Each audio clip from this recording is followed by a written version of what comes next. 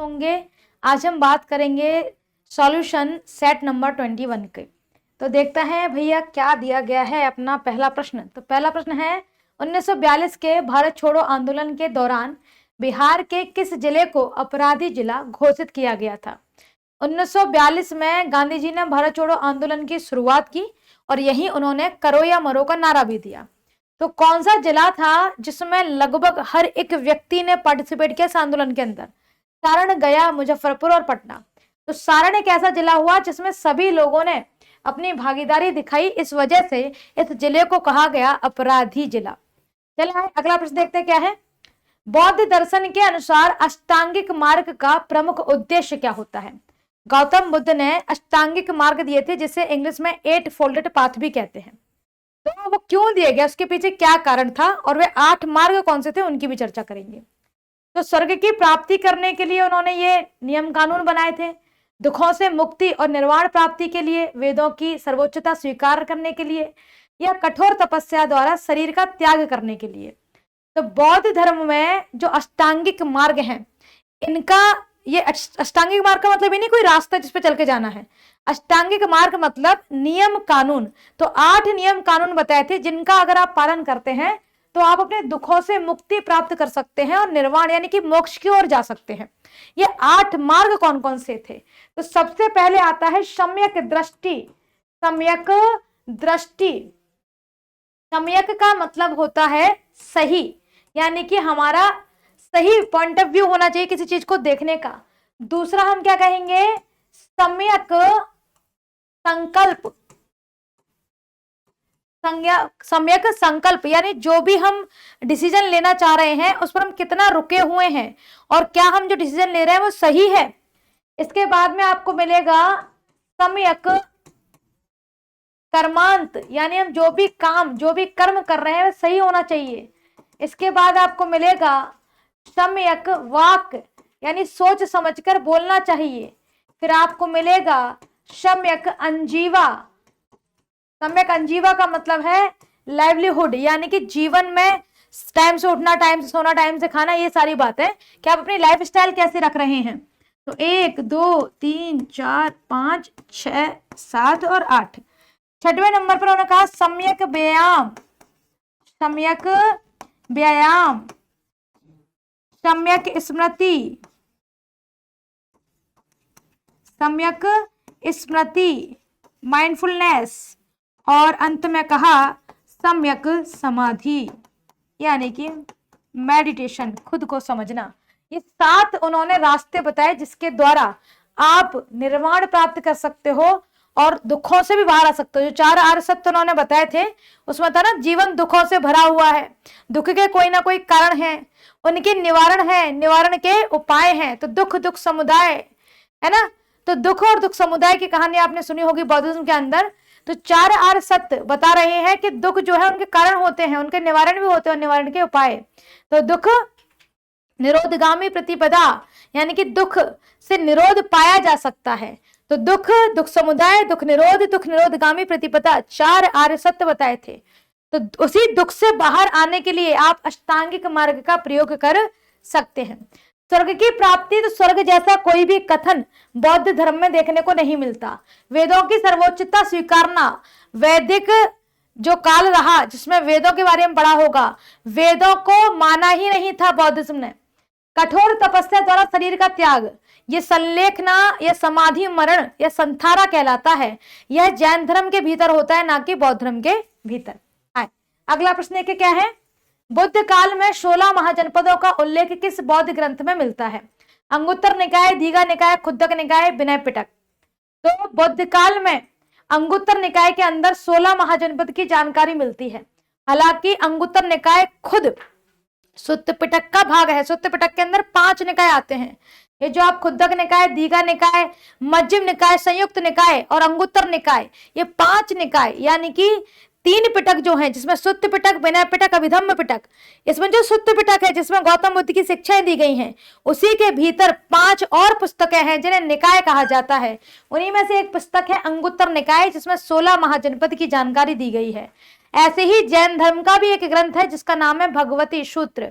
भगवती सूत्र, उसके अंदर भी 16 महाजनपद की जानकारी दी गई है। भगवती सूत्र को कई किताबों में व्याख्या प्रज्ञापति भी लिखा गया है। आए अगला प्रश्न देखे, क्या है? भक्ति आंदोलन को दक्षिण भारत से उत्तर भारत में लाने का श्रेय निम्नलिखित में से किसे दिया जाता है? भक्ति आंदोलन को दक्षिण भारत से उत्तर भारत में लाने का श्रेय किसे दिया जाता है? तो भक्ति आंदोलन दक्षिण भारत में शुरू हुआ, उसे उत्तर भारत तक कौन लेकर के आया?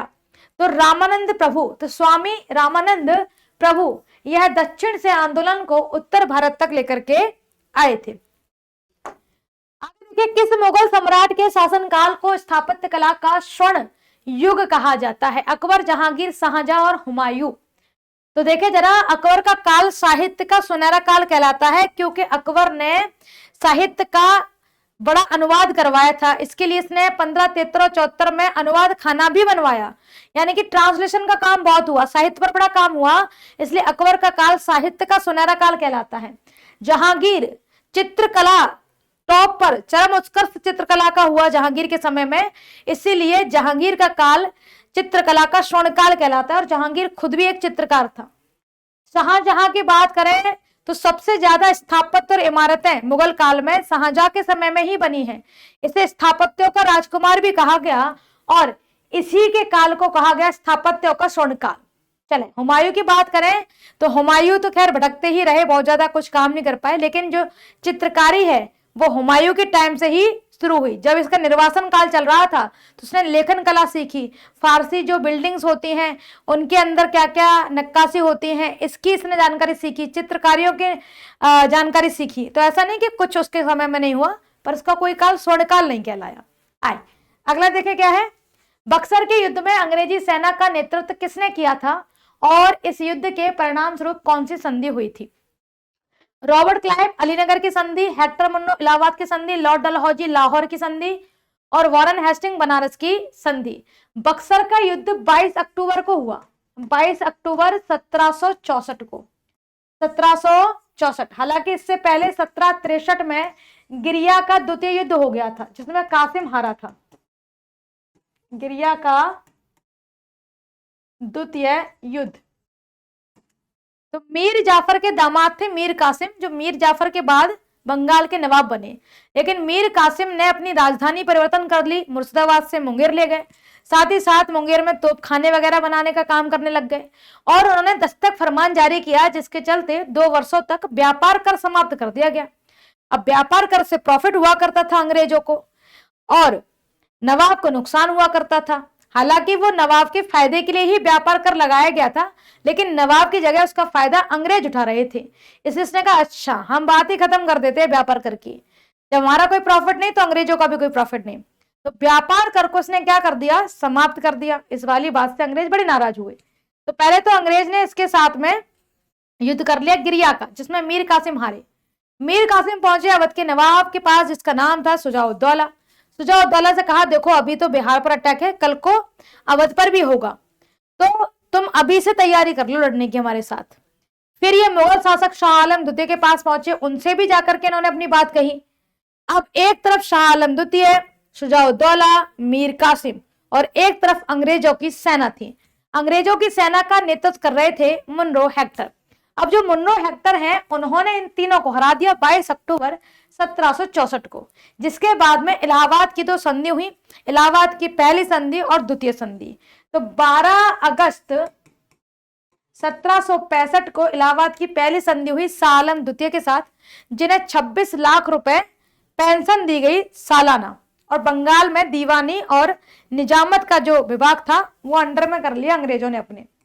इसके बाद में 16 अगस्त 1765 को यह संधि हुई सुजाउद्दौला के साथ, और सुजाउद्दौला से 50 लाख रुपए जुर्माने के तौर पर लिए गए और अवध उन्हें दे दिया गया। इधर तो चलो ठीक है, शाह आलम द्वितीय थे, इधर अवध के नवाब थे। अंग्रेजों की ओर से कौन था? अंग्रेजों की ओर से रॉबर्ट क्लाइव थे। तो इस संधि पे बेसिकली हस्ताक्षर रॉबर्ट क्लाइव के हुए, लेकिन जो युद्ध हुआ था वो 22 अक्टूबर को जो युद्ध हुआ इसमें हेक्टर मुनरो ही थे। हेक्टर मुनरो इन्होंने नेतृत्व किया था।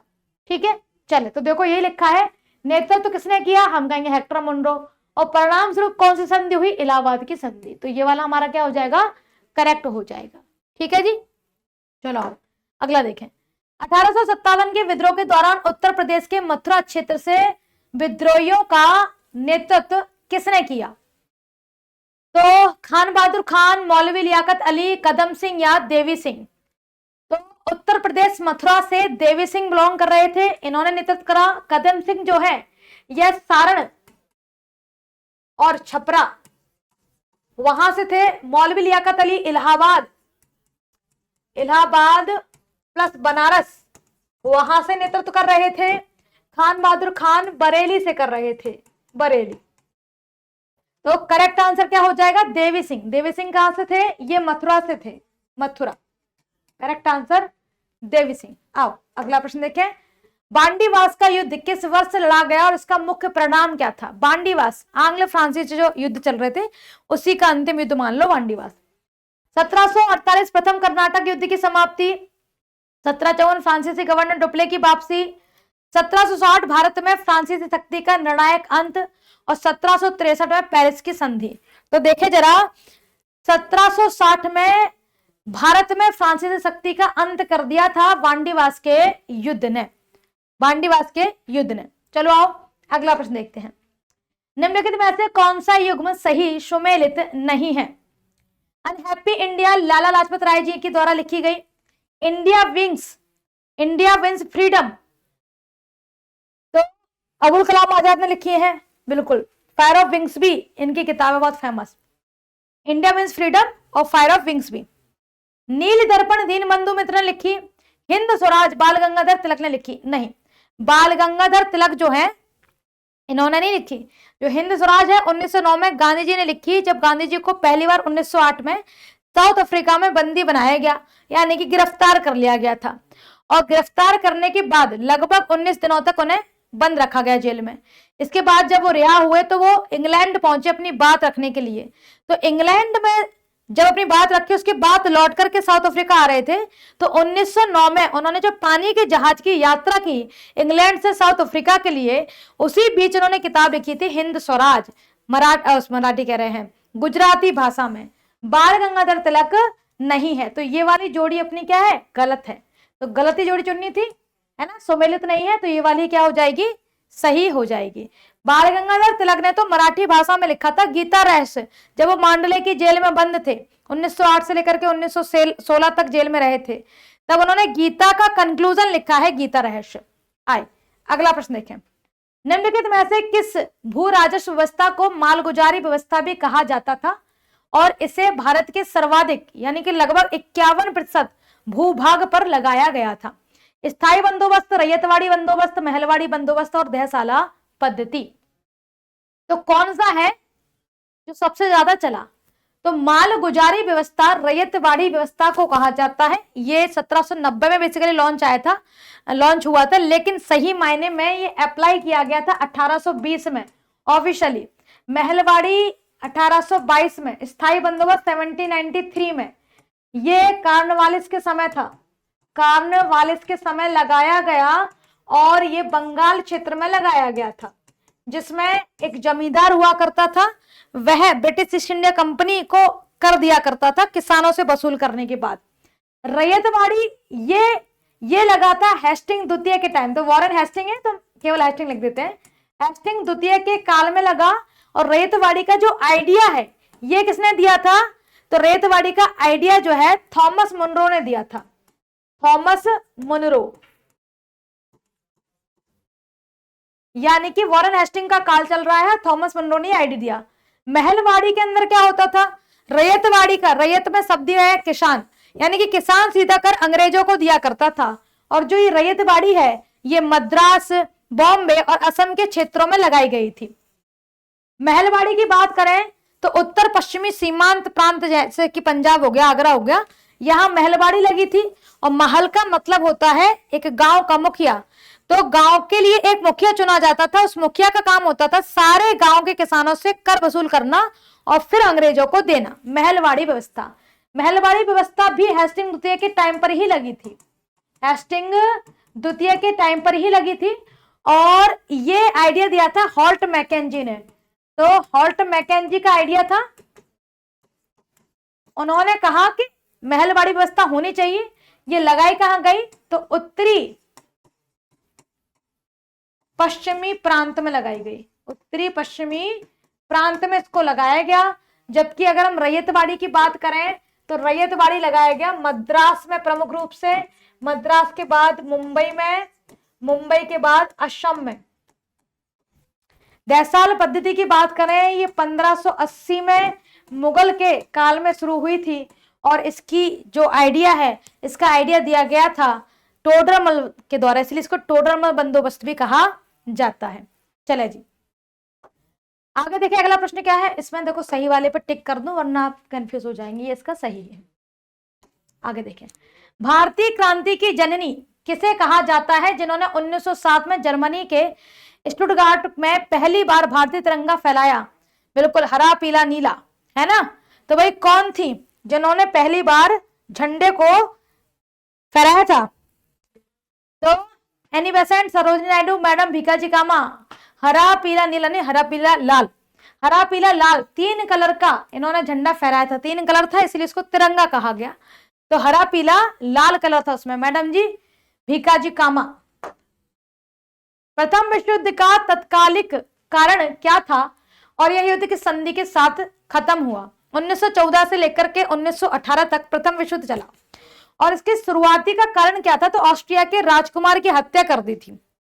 ब्लैक हैंड एक समूह हुआ करता था, उसके एक व्यक्ति ने तो ऑस्ट्रिया के राजकुमार फर्डिनेंड की हत्या कर दी और 28 जून 1919 को वर्साई की संधि के साथ ये युद्ध पूरी तरीके से समाप्त हो गया और उसमें जर्मनी हार गया था। एक तरफ अमेरिका वाले क्षेत्र थे, है ना, ये सारे एक साइड लड़ रहे थे। तो उन्होंने पूरा जो ब्रिटेन हो गया, क्या कहते हैं, अमेरिका हो गया, फ्रांस हो गया, इन्होंने सारे के सारा जो बोझा है वो किसके ऊपर लाद दिया? वर्साई की संधि के तहत जर्मनी के ऊपर। तो ऑस्ट्रिया वाला, ये वाला ऑप्शन अपना क्या हो जाएगा? करेक्ट हो जाएगा। हाँ, अगला देखें, द सोशल कॉन्ट्रैक्ट नामक प्रसिद्ध पुस्तक के लेखक कौन है जिनके विचारों ने फ्रांसीसी क्रांति के दौरान जनता को विद्रोह के लिए प्रेरित किया? द सोशल कॉन्ट्रैक्ट, यानी इन्होंने बताया अपनी किताब में कि शक्ति सिर्फ राजा के भीतर नहीं, उनकी प्रजा के भीतर होना चाहिए। राजा अकेला पावरफुल होगा क्या कर लेगा? जनता पावरफुल होनी चाहिए। ऐसी बात रूसो ने कही थी। किसने कही थी? रूसो ने कही थी। मॉन्टेस्क्यू की बात करें तो इन्होंने कहा कि जो न्याय और विधायिका है उनको अलग किया जाना चाहिए।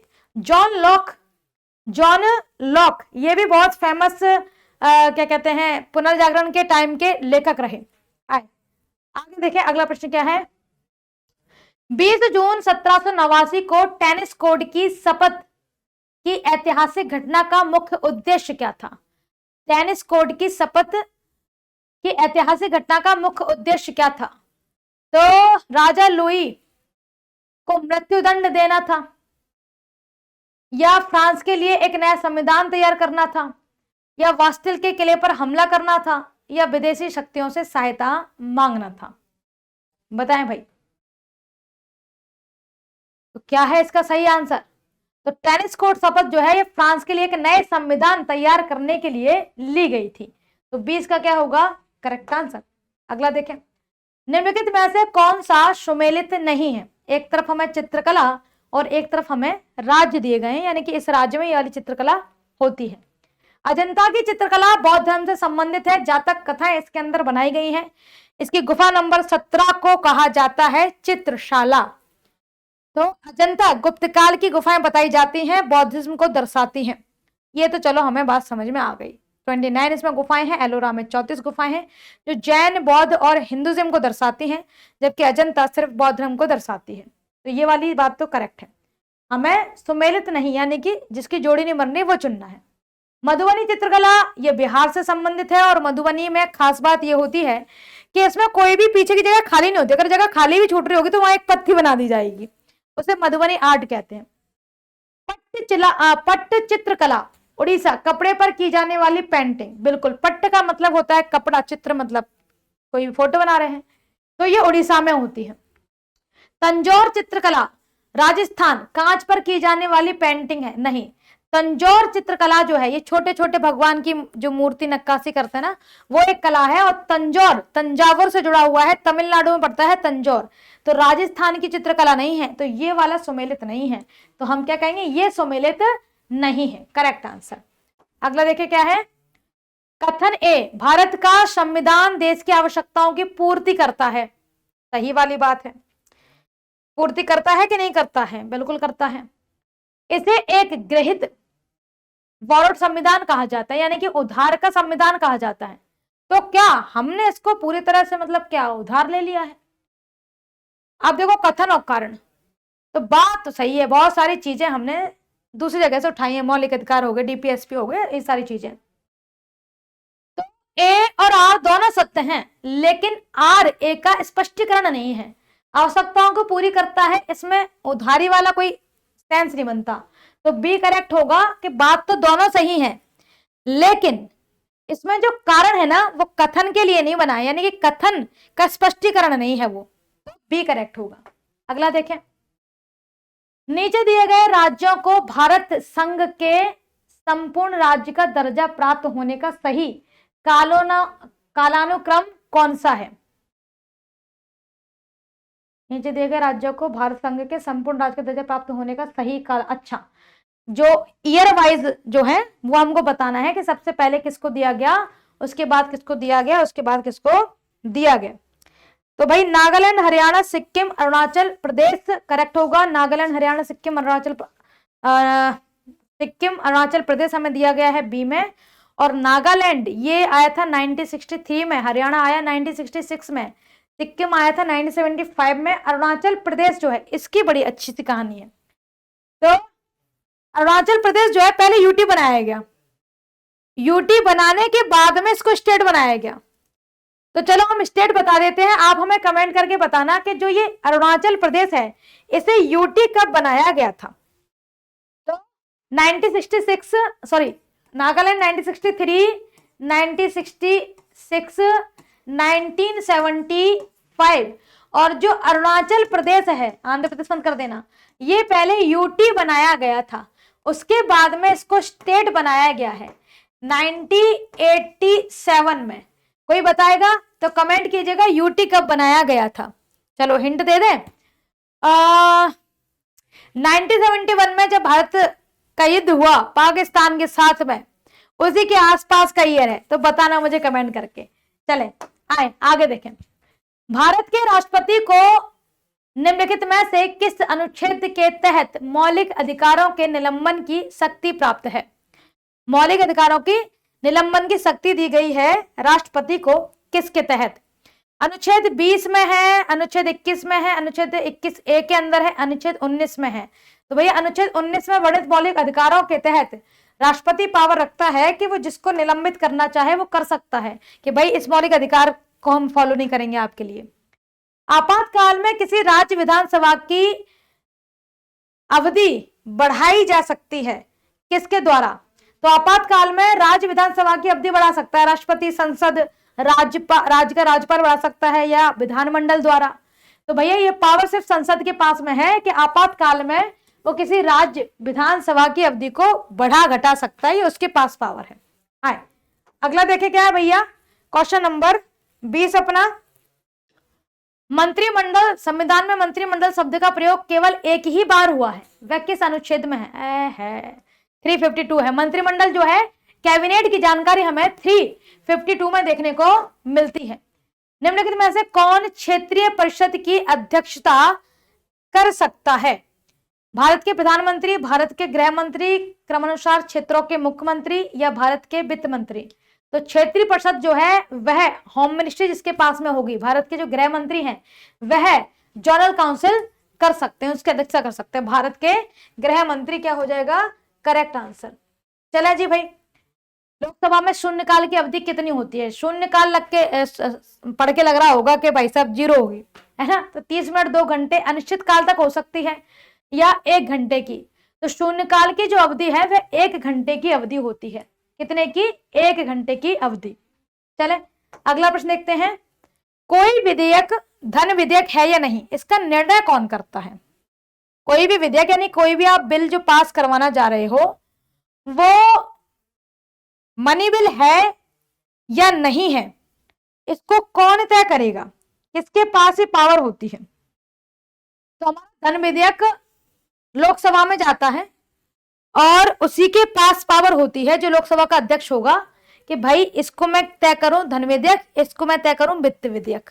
तो मनी बिल, फाइनेंस बिल जो है वह लोकसभा का अध्यक्ष ही तय करेगा कि कौन सा बिल पैसे मांगने की डिमांड कर रहा है, कौन सा बिल टैक्सेस को चेंज करने की बात कर रहा है, उसके बाद जो डिपार्टमेंट वगैरह बनेंगे उसमें पैसे लगेंगे। हमने कहा भाई टैक्स चेंज होना है या दूसरी चीजें ऐसी हैं जिसमें हम पैसे की डिमांड नहीं कर रहे हैं, तो धन विधेयक में जाएगा या वित्त विधेयक में जाएगा, ये लोकसभा का अध्यक्ष तय करता है। आए अगला प्रश्न देखें, निम्नलिखित कथनों पर विचार कीजिए। कर लेंगे भाई। राज्यसभा में धन विधेयक को या तो अस्वीकार करना या संशोधित करने की कोई शक्ति निहित नहीं है। सही बात है। धन विधेयक का जो भी, धन विधेयक से रिलेटेड जो भी पावर है वो लोकसभा के पास में होती है। राज्यसभा को अपडेट तो कर देते हैं, 14 दिन तक वो उसको देख पढ़ सकता है, उसके बाद उसका कोई नियम कानून ना चलेगा। राज्यसभा अनुदानों की मांगों पर मतदान नहीं कर सकती, नहीं ये गलत है, कि सही है। तो राज्यसभा अनुदानों की मांगों पर मतदान नहीं कर सकती क्योंकि राज्यसभा का कोई लेना देना नहीं धन विधेयक को लेकर के। राज्यसभा में वार्षिक वित्तीय वितरण पर चर्चा नहीं हो सकती। तो राज्यसभा में वार्षिक वित्तीय वितरण पर चर्चा तो हो सकती, तभी तो कहते हैं इन्फॉर्म तो करेंगे हम, और 14 दिन तक वो उस पर सोच समझ जो करना है वो कर ले, पर उसका कोई चलेगा नहीं हस्तक्षेप। तो पहला और दूसरा सही है। तो पहला और दूसरा कथन सही चुनना है ना, तो ये वाली बात भी सही है, ये वाली बात भी सही है। ठीक है। तो राज्यसभा में वार्षिक वित्तीय वितरण पर चर्चा नहीं हो सकती, नहीं चर्चा हो सकती, चर्चा तो कर सकते हैं वो। ठीक है। तो 1 और 2 सही है। प्राक्कलन समिति, एस्टिमेट्स कमेटी संसद के किस सदन के सदस्यों से गठित की जाती है। तो प्राक्कलन समिति के अंदर कौन होगा, दोनों सदनों के सदस्य आएंगे, राज्यसभा के सदस्य आएंगे, लोकसभा के सदस्य आएंगे, या उपरोक्त में से कोई आएगा ही नहीं, कोई दूसरे और सदस्य होते हैं।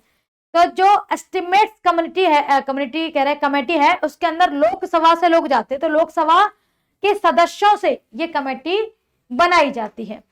अगर देखें क्वेश्चन नंबर 26, भारतीय संविधान के निम्नांकित अनुच्छेदों में कौन राज्य की विधानसभाओं के निर्वाचन का प्रावधान प्रस्तुत करता है, किस अनुच्छेद में ये प्रावधान दिया गया है। तो अनुच्छेद 170 है, अनुच्छेद 176 है, अनुच्छेद 178 है, उपरोक्त में से कोई नहीं।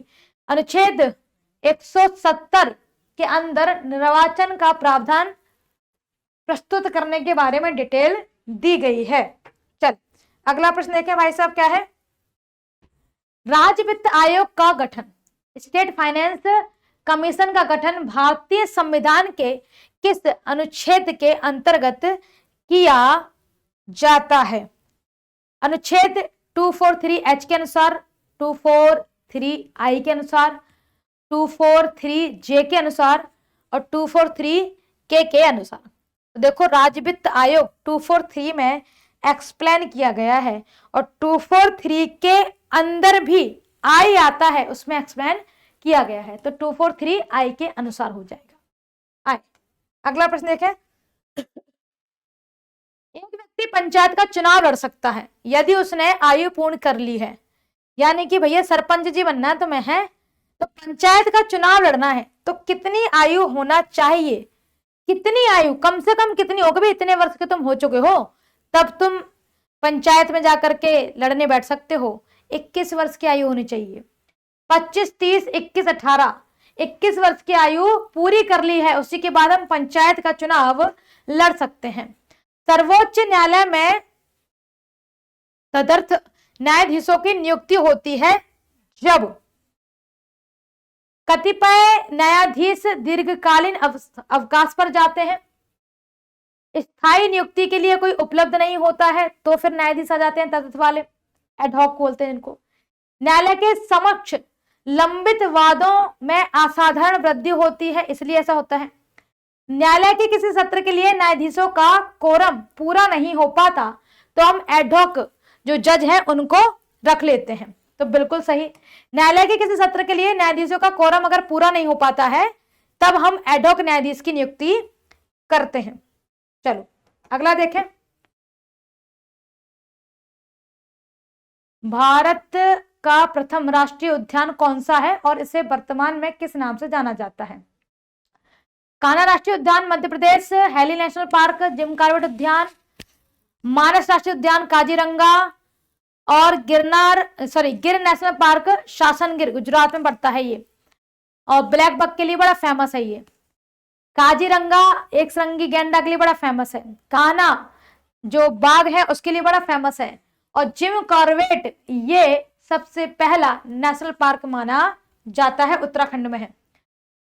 भारतीय मानक समय रेखा भारत के कुल कितने राज्यों से होकर गुजरती है और इसका निर्धारण किस शहर के समय से किया जाता है? तो कितने राज्यों से होकर गुजरती है? यूपी से गुजरेगी, एमपी से गुजरेगी, छत्तीसगढ़ से गुजरेगी, उड़ीसा से गुजरेगी, आंध्र प्रदेश से गुजरेगी। 1 2 3 4 5 कितने हो गए? 5 राज्य हो गए, 5 राज्य हो गए। और नैनी प्रयागराज से इसकी शुरुआत मानेंगे। तो और इसका निर्धारण कहां से करते हैं? नैनी प्रयागराज से करते हैं। तो 5 राज्य और नैनी से करते हैं। जहां पर कर्क रेखा और हमारी जो स्टैंडर्ड टाइमलाइन टकराती है वह क्षेत्र कहां पड़ता है, किस जगह पड़ता है? ये जो जहां टकराती है तो छत्तीसगढ़ का एक जिला है जिसे कोरिया जिला कहते हैं, वहां पर ही एक दूसरे को क्या करती हैं? क्रॉस करते हैं। आए अगला प्रश्न देखें क्या है। आधुनिक भारत के मंदिर के रूप में विख्यात नदी घाटी परियोजना में कौन सा बांध विश्व का सबसे ऊंचा गुरुत्वीय बांध है? ये बढ़िया है, यहां ध्यान देना, ग्रेविटी डैम बोला गया है। क्या बोला गया है? ग्रेविटी डैम बोला गया है। अगर सबसे ऊंचे बांध की बात करेंगे तो टिहरी है, लेकिन ग्रेविटी की बात करेंगे तो भाखड़ा बांध क्या हो जाएगा? करेक्ट। भाखड़ा नागल डैम सुना होगा, सतलज नदी पर है। 2 ग्रुप हैं, भाखड़ा हिमाचल प्रदेश और नागल क्या कहते हैं पंजाब वाले क्षेत्र में पड़ता है। भाखड़ा नागल डैम ग्रेविटी, ये टाइप ऑफ डैम होते हैं। ऐसे डैम बनाए गए जो ग्रेविटी के बेस पर खड़े होते हैं।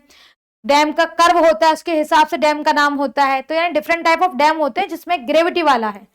टिहरी डैम जो है सबसे ऊंचा डैम है और ये भागीरथी और गंगा के संगम पर पड़ता है। इसके पीछे एक जलाशय बनता है जिसको गोविंद झील बोला जाता है।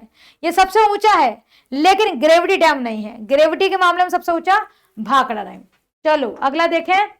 सलाला, बगलिहार और दुलहस्ती जल विद्युत परियोजना है निम्नलिखित में से किस नदी पर है? जलाला, बगलिहार और दुलहस्ती, झेलम, चिनाब, रावी, सिंधु। तो भाई सलाला बगलिहार जो है यह चिनाब नदी के ऊपर स्थित है परियोजना है जिनसे इलेक्ट्रिसिटी बनाई जाती है।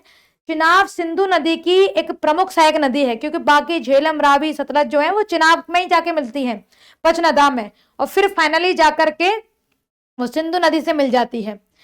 तो मिथानकोट पे से मंथनकोट भी कहते हैं। चिनाब हिमाचल प्रदेश में 2 नाले से बहते हैं, ये मान लो छोटी छोटी धाराएं हैं, चंद्रभागा उससे मिलकर के बनती हैं और ये दोनों धाराएं तांडी नाम की जगह पर आकर मिलती हैं, वहां से इसका नाम चिनाब पड़ता है और चिनाब के ऊपर ही ये परियोजनाएं बनी हुई है। तो करेक्ट आंसर क्या हो जाएगा? यहाँ पर चिनाब नदी करेक्ट आंसर हो जाएगा। उम्मीद करते हैं सेशन पसंद आया होगा। हमने आपसे पूछा है अरुणाचल प्रदेश को यूटी कब बनाया गया था, यानी कि केंद्र शासित प्रदेश कब बनाया गया था? कमेंट करके बताइएगा। नमस्कार, जय हिंद। कैसे हैं आप लोग? उम्मीद करता हूँ सारे बच्चे बहुत अच्छे होंगे, बहुत प्यारे होंगे और आपकी तैयारी बहुत अच्छे से चल रही होगी। मैं सुशांत शर्मा आपका हार्दिक स्वागत अभिनंदन करता हूँ। तो प्यार जी, आज की क्लास की शुरुआत करते हैं टेस्ट नंबर 21 और 21 टेस्ट का पहला क्वेश्चन क्या हमारे स्क्रीन पर। भारत में जो पश्चिमी तट पर नदी मुखों का विकास अधिक होने का सर्वाधिक उपयुक्त कारण क्या है आपका? तो आप देखते हैं प्यार जी, जब हम भारत को देखते हैं, भारत में हम जब देखते हैं प्यार जी, ये हमारा भारत है, ये हमारा क्या है आपका भारत है। भारत हमें जान से प्यारा है।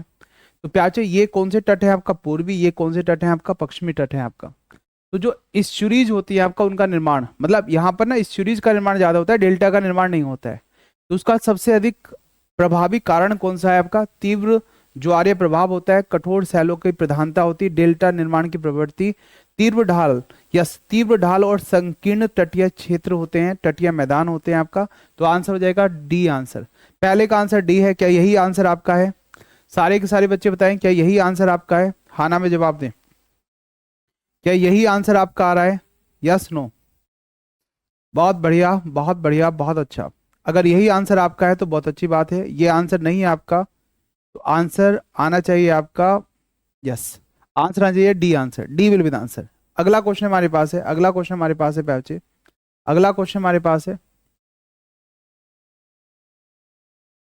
अगला क्वेश्चन हमारे पास है, नेक्स्ट है हमारे पास। भारत में जो काली मिट्टी होती है, ब्लैक सोयल, उच्च नमी, प्याजो नमी कौन धारण करेगा? नमी कौन धारण करेगा आपका बताइएगा आपका? जिसमें प्याजो पार्टिकल बड़े बड़े होंगे या जिसके पार्टिकल छोटे छोटे होंगे? जिसके पार्टिकल छोटे छोटे होंगे आपका। जब महीन कण होते हैं प्याजो, जब महीन कण होते हैं तो आपने देखा होगा महीन कण क्या करता है प्याजे, महीन कण क्या करता है आपका, एक लेयर बना लेता है आपका, एक लेयर क्ले का निर्माण करता है। किसका निर्माण करता है? क्ले का निर्माण करता है। तो जो पानी को होल्ड करने की इसकी कैपेसिटी है, मॉइस्चर को होल्ड करने की इसकी कैपेसिटी है, उसके कारण क्या है? उसका कारण है प्याज आपका महीन कणों की उपस्थिति। आंसर हो जाएगा ए आंसर, महीन कणों की उपस्थिति। सारे बच्चे आंसर करेंगे ए आंसर। ए आंसर हो जाएगा आपका ए आंसर। नेक्स्ट है हमारे पास, निम्नलिखित क्षेत्र में कौन सा क्षेत्र गोंडवाना कोयले से संबंधित है? तो आप देखेंगे प्याज कौन सा क्षेत्र गोंडवाना क्षेत्र से संबंधित नहीं है आपका, नहीं पूछ रहा है आपका, नहीं है आपका। तो भारत में जो कोयले का निर्माण हुआ प्याजे दो काल खंडों में हुआ है आपका। तो एक तो हम बोलते हैं टर्सरी काल और एक बोलते हैं गोंडवाना काल। तो इसमें जो नवेली है आपका, नवेली, ये प्याजो टर्सरी पीरियड में हुआ है, टर्सरी पीरियड में। ये किसे पीरियड में हुआ है? टर्सरी पीरियड में हुआ है आपका ये। बाकी सारे के सारे किस पीरियड के हैं आपका? गोंडवाना पीरियड के हैं। तो यहां पर आंसर हो जाएगा सी आंसर, 36 का सी आंसर। क्या आपका यही आंसर आया है? खाना में जवाब दें, C will be the answer. Next है हमारे पास पैचे, नेक्स्ट क्वेश्चन है हमारे पास। आपसे पूछेगा भूकंप क्षेत्र जो वी होता है आपका, जो फिफ्थ होता है, देखो भूकंप क्षेत्र को हमने ऐसे ऐसे डिवाइड किया है। सेकंड जो होता है भूकंप क्षेत्र, सिस्मिक जोन जो सेकंड होता है, वो क्या होगा? वो उसको बोल सकते हैं आपका कम चांस होते हैं उसमें, उसमें कम चांस होते हैं, उसमें कम चांस होंगे आपका भूकंप आने की, कम चांस होंगे। जो थर्ड वाला होता है उसमें मध्यम चांस होते हैं आपका, मध्यम चांस होते हैं, मध्यम। और जो फोर्थ होता है प्याजो, उसमें उसमें चांसेस जो होते हैं आपका, उसमें चांसेस क्या होंगे? ज्यादा होते हैं। उसमें चांसेस ज्यादा होते हैं लेकिन बहुत ज्यादा चांस नहीं होते हैं, उसमें उच्च चांस होते हैं, उच्च। और जो फिफ्थ वाला होता है उसमें क्या होंगे? अति उच्च होते हैं, अति उच्च। अगर हम दिल्ली की बात करें, दिल्ली की, तो दिल्ली कौन से सिस्मिक जोन में आता है? दिल्ली, दिल्ली आता है प्याजो आपका, दिल्ली आता है फोर्थ में। लेकिन जो हिमालयन रीजन है जिनकी ये बात कर रहा है आपका, हिमालयन रीजन है आपका, तो उसमें क्या होगा? उसमें क्या होगा? सर्वाधिक सक्रिय भूकंपीय क्षेत्र होते हैं आपका। तो यहां पर आएगा, ये फिफ्थ में आ जाएगा। फिफ्थ जो होगा आपका सर्वाधिक सक्रिय भूकंपीय क्षेत्र है। जैसे हम बात करेंगे आपका हिमालयन रीजन की, हम बात करेंगे हिमालयन रीजन की, ठीक है। उत्तर पूर्व भारत, हम बात करेंगे कच्छ, अंडमान और आपका मध्य हिमालय, ये सब कैसे होते हैं? सिस्मिक जोन 5 में आते हैं। सिस्मिक जोन किस में आएंगे? 5 में आएंगे। नेक्स्ट है हमारे पास हरित क्रांति। हरित क्रांति जो आई सबसे पहले प्याज, हरित क्रांति कब आई आपका? 1970s में आई आपका, 1970s में, ठीक है। तो प्याज कौन थे आपका? साइंटिस्ट का नाम क्या था आपका? उनको नोबेल प्राइज भी मिला, मुझे कमेंट्स में बताओ। हरित क्रांति, हरित क्रांति जो भारत में आई उसको लेकर कौन आए? उसको लेकर कौन आए और उनको नोबेल प्राइज, सॉरी, उनको क्या मिला आपका? भारत रत्न का सम्मान भी मिला। उनकी मृत्यु अभी रिसेंट में हुई है, उनकी मृत्यु। कमेंट्स में बताएंगे आप मुझे, मैं आपके कमेंट्स देखूंगा। तो आपसे पूछेगा जो ग्रीन रिवॉल्यूशन है आपका, ग्रीन रिवॉल्यूशन, ठीक है, ग्रीन रिवॉल्यूशन का भौगोलिक प्रभाव सबसे पहले कहाँ दिखाई दिया आपका? गंगा के निचले मैदान में, पूर्वी तटीय मैदान में, उत्तर पश्चिम भारत में आपका। तो यार north west, north west Bharat में, जैसे आप बात करेंगे हरियाणा, आप बात करेंगे वेस्ट यूपी, आप बात करेंगे किसकी? आपकी, आप पंजाब की बात करेंगे, आपका पंजाब की बात करेंगे। तो इन क्षेत्रों में सबसे पहले देखा गया ग्रीन रिवॉल्यूशन, सबसे पहले देखा गया आपका ग्रीन रिवॉल्यूशन, देखा गया आपका सबसे पहले ग्रीन रिवॉल्यूशन इन्हीं क्षेत्रों में देखा गया आपका, इन्हीं क्षेत्रों में देखा गया आपका। तो याद रखेंगे आप। अगर आपसे पूछेगा father of Indian green revolution, बताएंगे आप सारे के सारे बच्चे। तो कौन थे प्याचे आपका? Father of Indian green revolution कौन थे जिनकी मृत्यु अभी रिसेंट में हुई है?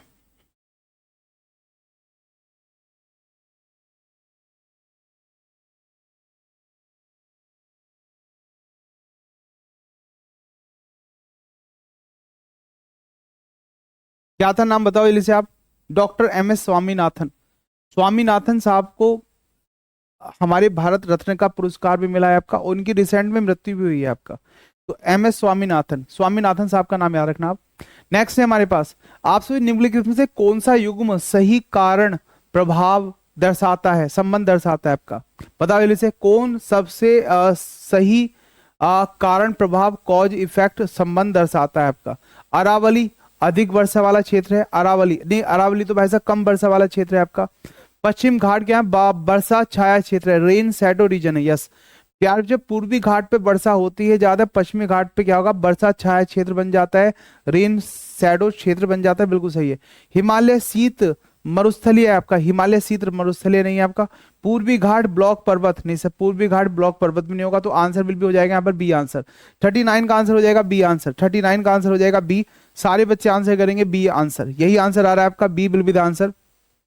खाना में जवाब दें सारे के सारे बच्चे, यही आंसर आ रहा है आपका। बहुत अच्छी बात, बहुत प्यारी बात, बहुत अच्छी बात, बहुत प्यारी बात। और यार ना, हिमालय जो है आपका क्लाइमेट बैरियर की तरह काम करता है आपका, क्लाइमेट बैरियर की तरह हिमालय काम करता है। तो हिमालय नातिक की शीत मरुस्थल की तरह काम करता है। अगला क्वेश्चन हमारे पास, भारत के पूर्वी तट बंगाल की खाड़ी पर चक्रवातों की आवृत्ति पश्चिमी तट अरब सागर की तुलना में अधिक क्यों होती है। देखो क्यों होगा प्याचो आपका, जब जहां जिस क्षेत्र में प्रेशर कम होगा, प्रेशर कम कब होगा प्याचो, जब टेम्परेचर बढ़ेगा, और जब टेम्परेचर ज्यादा होगा आपका तो वहां पर प्रेशर कम होगा, प्रेशर कम होगा तो बाहर से हाई प्रेशर से एयर कहां मूव करेंगी, लो प्रेशर की तरफ मूव करेंगी, और जब लो प्रेशर की तरफ मूव करेंगे तो वहां पर क्या होगा, चक्रवात का निर्माण होगा।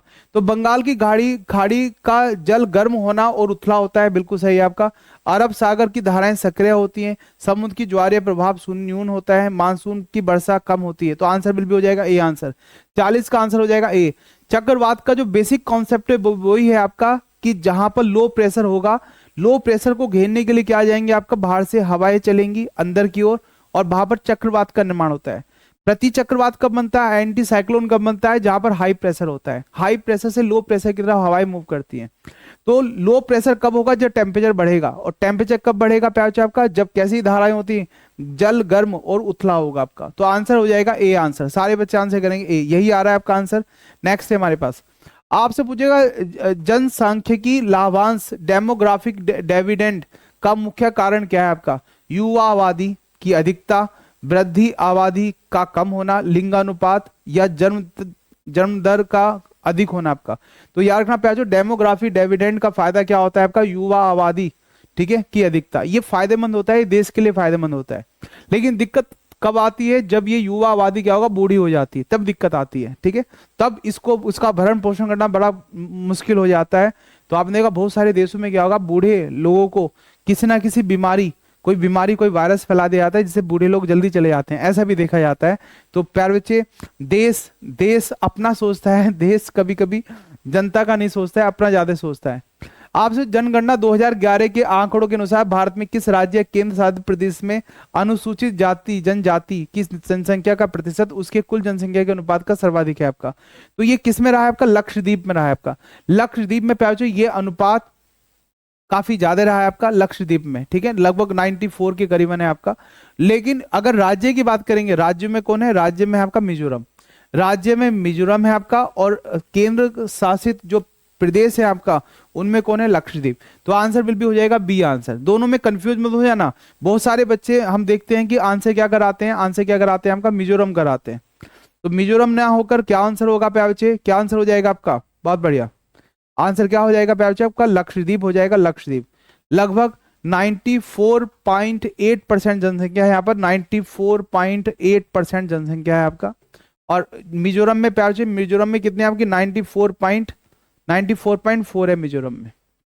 नेक्स्ट है हमारे पास, आपसे पूछेगा जनगणना 2011 के आंकड़ों के अनुसार भारत की कुल जनसंख्या का कितना प्रतिशत हिस्सा शहरी क्षेत्रों में निवास करता है। तो शहरी क्षेत्रों में कितना निवास करता है आपका, 31.16 निवास करता है आपका। और यदि हम बात करें ग्रामीण क्षेत्रों की, तो ग्रामीण क्षेत्रों में 68.8% है ग्रामीण। अगर हम बात करें ग्रामीण क्षेत्र में, तो ग्रामीण क्षेत्र में कितना है प्यारे, ग्रामीण क्षेत्र में कितना है, 68.8% है आपका, 68.8% ग्रामीण क्षेत्र में होता है। आंसर हो जाएगा सी आंसर। नेक्स्ट आपसे पूछेगा भारत के कॉफी बोर्ड, ठीक है, कॉफी बोर्ड ऑफ इंडिया का मुख्यालय निम्नलिखित में से किस शहर में स्थित है आपका। तो आप इसमें तो कोई डाउट नहीं होगा आपका, किस शहर में स्थित है बताइएगा जल्दी से आप। भारत में कॉफी बोर्ड ऑफ इंडिया का मुख्यालय किस शहर में स्थित है आपका? तो कहां पर है आपका? बेंगलुरु। देखो मैक्सिमम आजकल ना बेंगलुरु में ही सेंटर बन रहा है आपका, बिजनेस के पॉइंट ऑफ व्यू से बेंगलुरु मतलब काफी अच्छा है आपका। कर्नाटक, कर्नाटक में बेंगलुरु में बहुत सारे आपका ऑफिस वगैरह, बहुत सारी कंपनियों के ऑफिस यहाँ पे खुले हुए हैं आपका बेंगलुरु। तो आंसर विल भी हो जाएगा बी आंसर। नेक्स्ट है हमारे पास, आपसे निम्नलिखित में से कौन सा युग्म कृषि क्रांति और उसके संबंधित क्षेत्र के संबंध में सुमेलित नहीं है आपका? तो पीली क्रांति प्याज जो तिलहन से है, बिल्कुल सही है आपका। नीली क्रांति मछली से होता है, बिल्कुल सही है आपका। लाल क्रांति, सर लाल क्रांति किससे होता है? मांस से होता है, मांस, मांस और टमाटर, मांस और टमाटर से होता है, टमाटर लाल क्रांति। उर्वरक क्रांति होता है प्याज, उर्वरक होता है ब्राउन क्रांति होता है, ब्राउन। तो ये गलत है भाई साहब, ये गलत है। आपसे गुलाबी क्रांति झींगा मछली और प्याज से होता है, बिल्कुल सही है। तो आंसर बिल भी हो जाएगा, आंसर बिल भी हो जाएगा सी आंसर, सी गलत है, सी गलत है। नेक्स्ट है हमारे पास, आपसे पूछेगा नाम मात्र नॉमिनल जीडीपी हमेशा वास्तविक जीडीपी से अधिक होती है? हमेशा नहीं होती भाई साहब, हमेशा नहीं होती, ये गलत है। याद रखना नॉमिनल जीडीपी में मुद्रास्फीति का प्रभाव जुड़ा होता है, बिल्कुल सही है आपका। तो प्याज कौन सा? ए तो गलत है, दूसरा सही है, तो आंसर हो जाएगा D answer, D will be the answer हो जाएगा। ए गलत है और आर क्या है? सही है। नेक्स्ट, आप सोचिए किस पंचवर्षीय योजना में गोडगिल, अच्छा एक गोडगिल फॉर्मूला भी है आपका, योजना एक फॉर्मूला भी है, दोनों में कंफ्यूज मत हो जाना। तो तीसरी में दिया गया था पैचे, तीसरी में किस पंचवर्षीय योजना में दिया गया आपका? थर्ड में, तीसरी में दिया गया आपका। निम्नलिखित में से कौन सा कथन लॉरेंज वक्र के बारे में सही है? यह आय की विषमता को दर्शाता है, आय की विषमता को दर्शाता है, बिल्कुल सही बात है आपका। ये आय और धन के वितरण को बताता है, आय और धन के वितरण को बताता है आपका। और प्याचे 1950 में मैक्स और लॉरेंज ने इसको विकसित किया था, बिल्कुल सही है आपका। तो प्याचे यहाँ पर हमारे दोनों ऑप्शन सही हो जाएंगे, यहाँ पर हमारे दोनों ऑप्शन सही है आपका, ए और बी दोनों सही है, आंसर हो जाएगा सी आंसर। नेक्स्ट है हमारे पास, मांग का नियम क्या है? देखो जब किसी चीज की डिमांड बढ़ती है, जब इसकी किसी चीज की डिमांड बढ़ती है, आपका लॉ ऑफ डिमांड कहता है कि कीमत बढ़ने पर प्याचो कीमत बढ़ने पर अगर कीमत बढ़ेगा तो क्या होगा प्याचो का? मांग बढ़ेगा घटेगा? मांग घटती है। तो आपने देखा जैसे बहुत सारे प्लेटफॉर्म होते हैं आपका, बहुत सारे प्लेटफॉर्म फीस रखते हैं 1-1 2-2 लाख, तो जब कीमत बढ़ती है ना तो प्याचो मांग कम हो जाती है। अब कुछ प्लेटफॉर्म ऐसे हैं आपका जो कीमत को कम रखते हैं, जैसे अपना ही प्लेटफॉर्म है आपका, जब कीमत को कम रखेंगे तो क्या होगा? मांग बढ़ती है आपका। तो कीमत कम रखने पर मांग बढ़ती है और कीमत बढ़ने पर क्या होगा? मांग घटती है। तो क्या होगा? मांग घटती है, याद रखना आपका आंसर बिल्कुल हो जाएगा बी आंसर। अब देखो गाड़ियों में देख लो आप, कितनी गाड़ियां आ रही हैं और गाड़ियां क्या कर रही हैं? अपनी अपनी कीमत को कम रखने का प्रयास कर रही हैं। मारुति इसमें पहले खेलती थी आपका, मारुति थोड़ी सी कीमत को कम रख के खेलना शुरू कर देती थी आपका। मारुति क्या करती थी? कम कीमत की गाड़ियां, मतलब सेफ्टी फीचर्स नहीं होते थे उनमें, लेकिन वैसे कम कीमत में, और उनमें इंजन वगैरह क्या होगा? नॉर्मल रहता था, हर कोई पसंद करता था कि मारुति की गाड़ियां हैं, ठीक है, सर्विस वगैरह कहीं भी हो जाती है, सस्ती होती है, खर्चा नहीं होता है। तो इस प्रकार से उसने अपनी मार्केटिंग की। अगला क्वेश्चन क्या है हमारे पास? मुद्रा के अब मूल्य डिवैल्यूएशन। देखो डिवैल्यूएशन प्यार फायदा देता है। जैसे आपने देखा होगा आजकल के जो हमारे पॉलिटिशियन है वो कहते हैं कि रुपए की वैल्यू लगातार घटती जा रही है, तो जो रुपए की वैल्यू घटाने का काम सरकार करती है ताकि निर्यात बढ़ सके, तो याद रखना प्यार से, जो आप लोग हैं, आप लोग पढ़े लिखे लोग हैं, तो इन बातों का आप विशेष ध्यान रखें। डिवैल्यूएशन से क्या होगा? निर्यात में वृद्धि होती है और भुगतान संतुलन में सुधार होता है। ये भी प्यार बच्चे एक स्टेप होता है अपनी इकोनॉमी को बनाए रखने का। तो आपने देखा होगा डिवैल्यूएशन हर समय गलत नहीं होता है, डिवैल्यूएशन हर समय गलत नहीं होता है। तो आंसर बिल भी हो जाएगा ए आंसर। नेक्स्ट है हमारे पास गिफन गुड्स के लिए मांग का वक्र कैसा होता है बताएंगे आपका? नीचे की ओर ढलान वाला, ऊपर की ओर ढलान वाला, क्षैतिज वाला, लंबवत वाला। गिफन वस्तुओं के लिए, गिफन गुड्स के लिए कैसा होगा? ढलान कैसा होगा प्यार आपका? ढलान कैसा होगा आपका? तो ऊपर की ओर ढलान वाला होता है, धनात्मक होता है। ढलान कैसा होगा? ऊपर की ओर होता है, धनात्मक होता है। नेक्स्ट है हमारे पास, आपसे पूछेगा IFSC कोड, जो कोड होता है प्याचो उसमें कितने अक्षर होते हैं? कभी आप गिन लेना आपका कि उस कोड में कितने अक्षर होते हैं। 11 अक्षर होते हैं। इंडियन फाइनेंस सिस्टम कोड में कितने अक्षर होते हैं? 11 अक्षर होते हैं। कभी कभी चीजें हमारे सामने होती है और हम कभी उसको गौर ही नहीं करते हैं, आपका गौर ही नहीं करते, बस ऐसे ही इग्नोर कर देते हैं। आप सोचिएगा real time growth settlement, real time growth settlement के माध्यम से भेजी जाने वाली न्यूनतम राशि क्या है आपका। तो प्यार जो आरटीजीएस जो हम करते हैं उसके द्वारा हम मिनिमम कितनी राशि भेज सकते हैं, आपका न्यूनतम राशि कितनी भेज सकते हैं आरटीजीएस। तो आरटीजीएस जब हम करते हैं प्यार से वो कितनी राशि के लिए करते हैं, तो लगभग 2 लाख के लिए करते हैं। कितना आपका, 2 लाख रुपए के लिए करते हैं आरटीजीएस। नेक्स्ट है हमारे पास प्यार, नेक्स्ट है हमारे पास हॉट मनी का सर्वोत्तम उदाहरण क्या है आपका। सर्वोत्तम उदाहरण क्या है हॉट मनी का। हॉट मनी प्यार बहुत सारे देश लगाते हैं आपका और उनको निकाल लेते हैं हॉट मनी, ठीक है। मतलब ये ना, ये लगातार निवेश की जाती है, एक देश से दूसरे देश में लगातार निवेश की जाती है। तो यहाँ पर कौन सी है आपका, FIII द्वारा निवेशित धन। नेक्स्ट है हमारे पास अर्थव्यवस्था में मुद्रा गुणक मनी मल्टीप्लायर के संदर्भ में निम्नलिखित कथनों पर विचार कीजिएगा।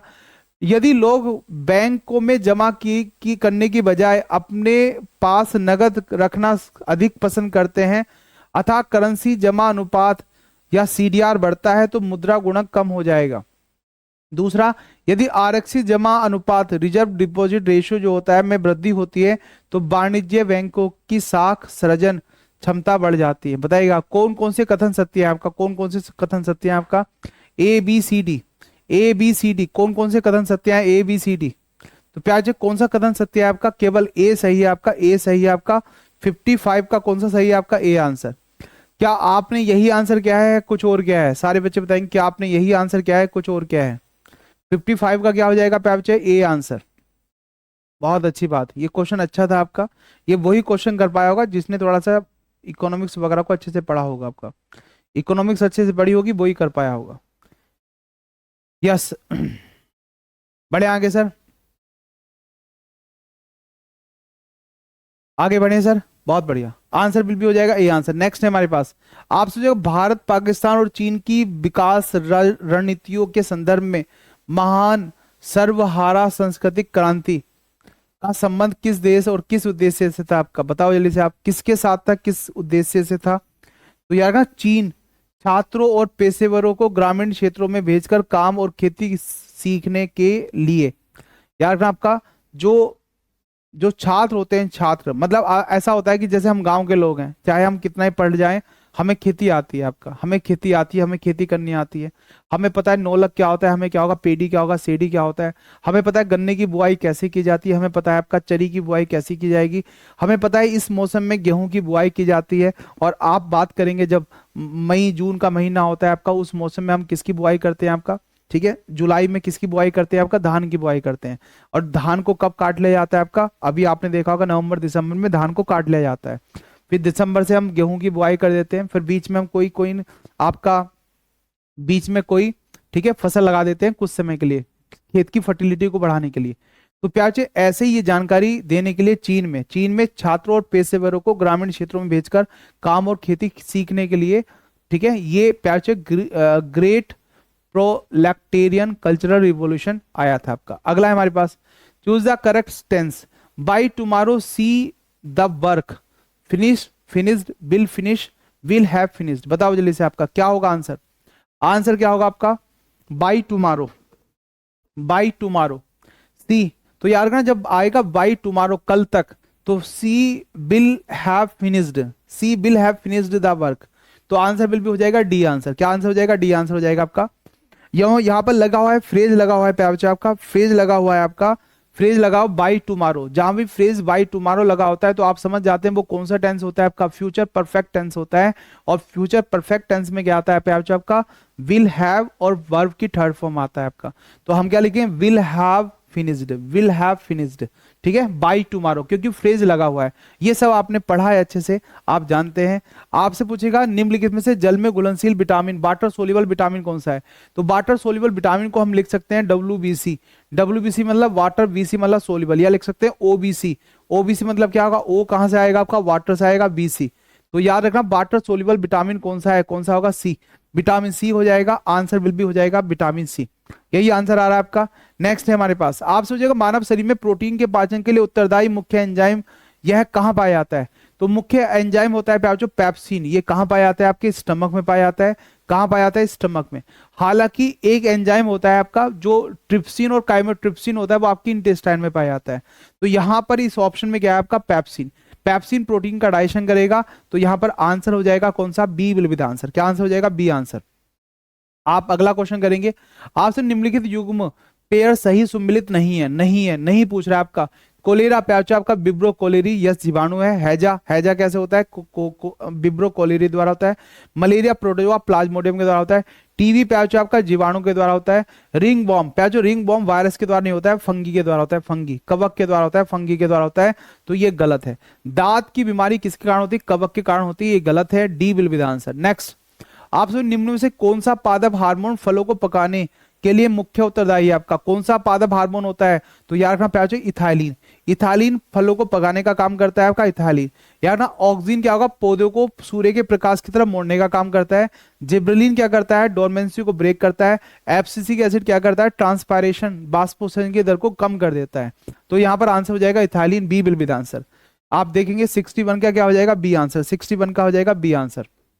नेक्स्ट है हमारे पास, फाइट और फ्लाइट हार्मोन कहाँ जाता है आपका, इंसुलिन, थायरोक्सिन, एडिनलिन और एस्ट्रोजन। तो प्याचो इंसुलिन तो हमारे शरीर में ग्लूकोज की मात्रा को मेंटेन करता है। थायरोक्सिन हमारा मेटाबॉलिज्म को मेंटेन करता है। एस्ट्रोजन फीमेल सेक्स हार्मोन है। तो यहाँ पर क्या बचा प्याचो, एडिनलिन। क्या होगा, एडिनलिन। इसी को बोलते हैं हम, इसी को बोलते हैं 3F हार्मोन, इसी को बोलते हैं 3F, और इसी को बोलते हैं आपातकालीन हार्मोन। इसी को बोलते हैं प्याचो आपातकालीन हार्मोन भी कहते हैं, आपातकालीन।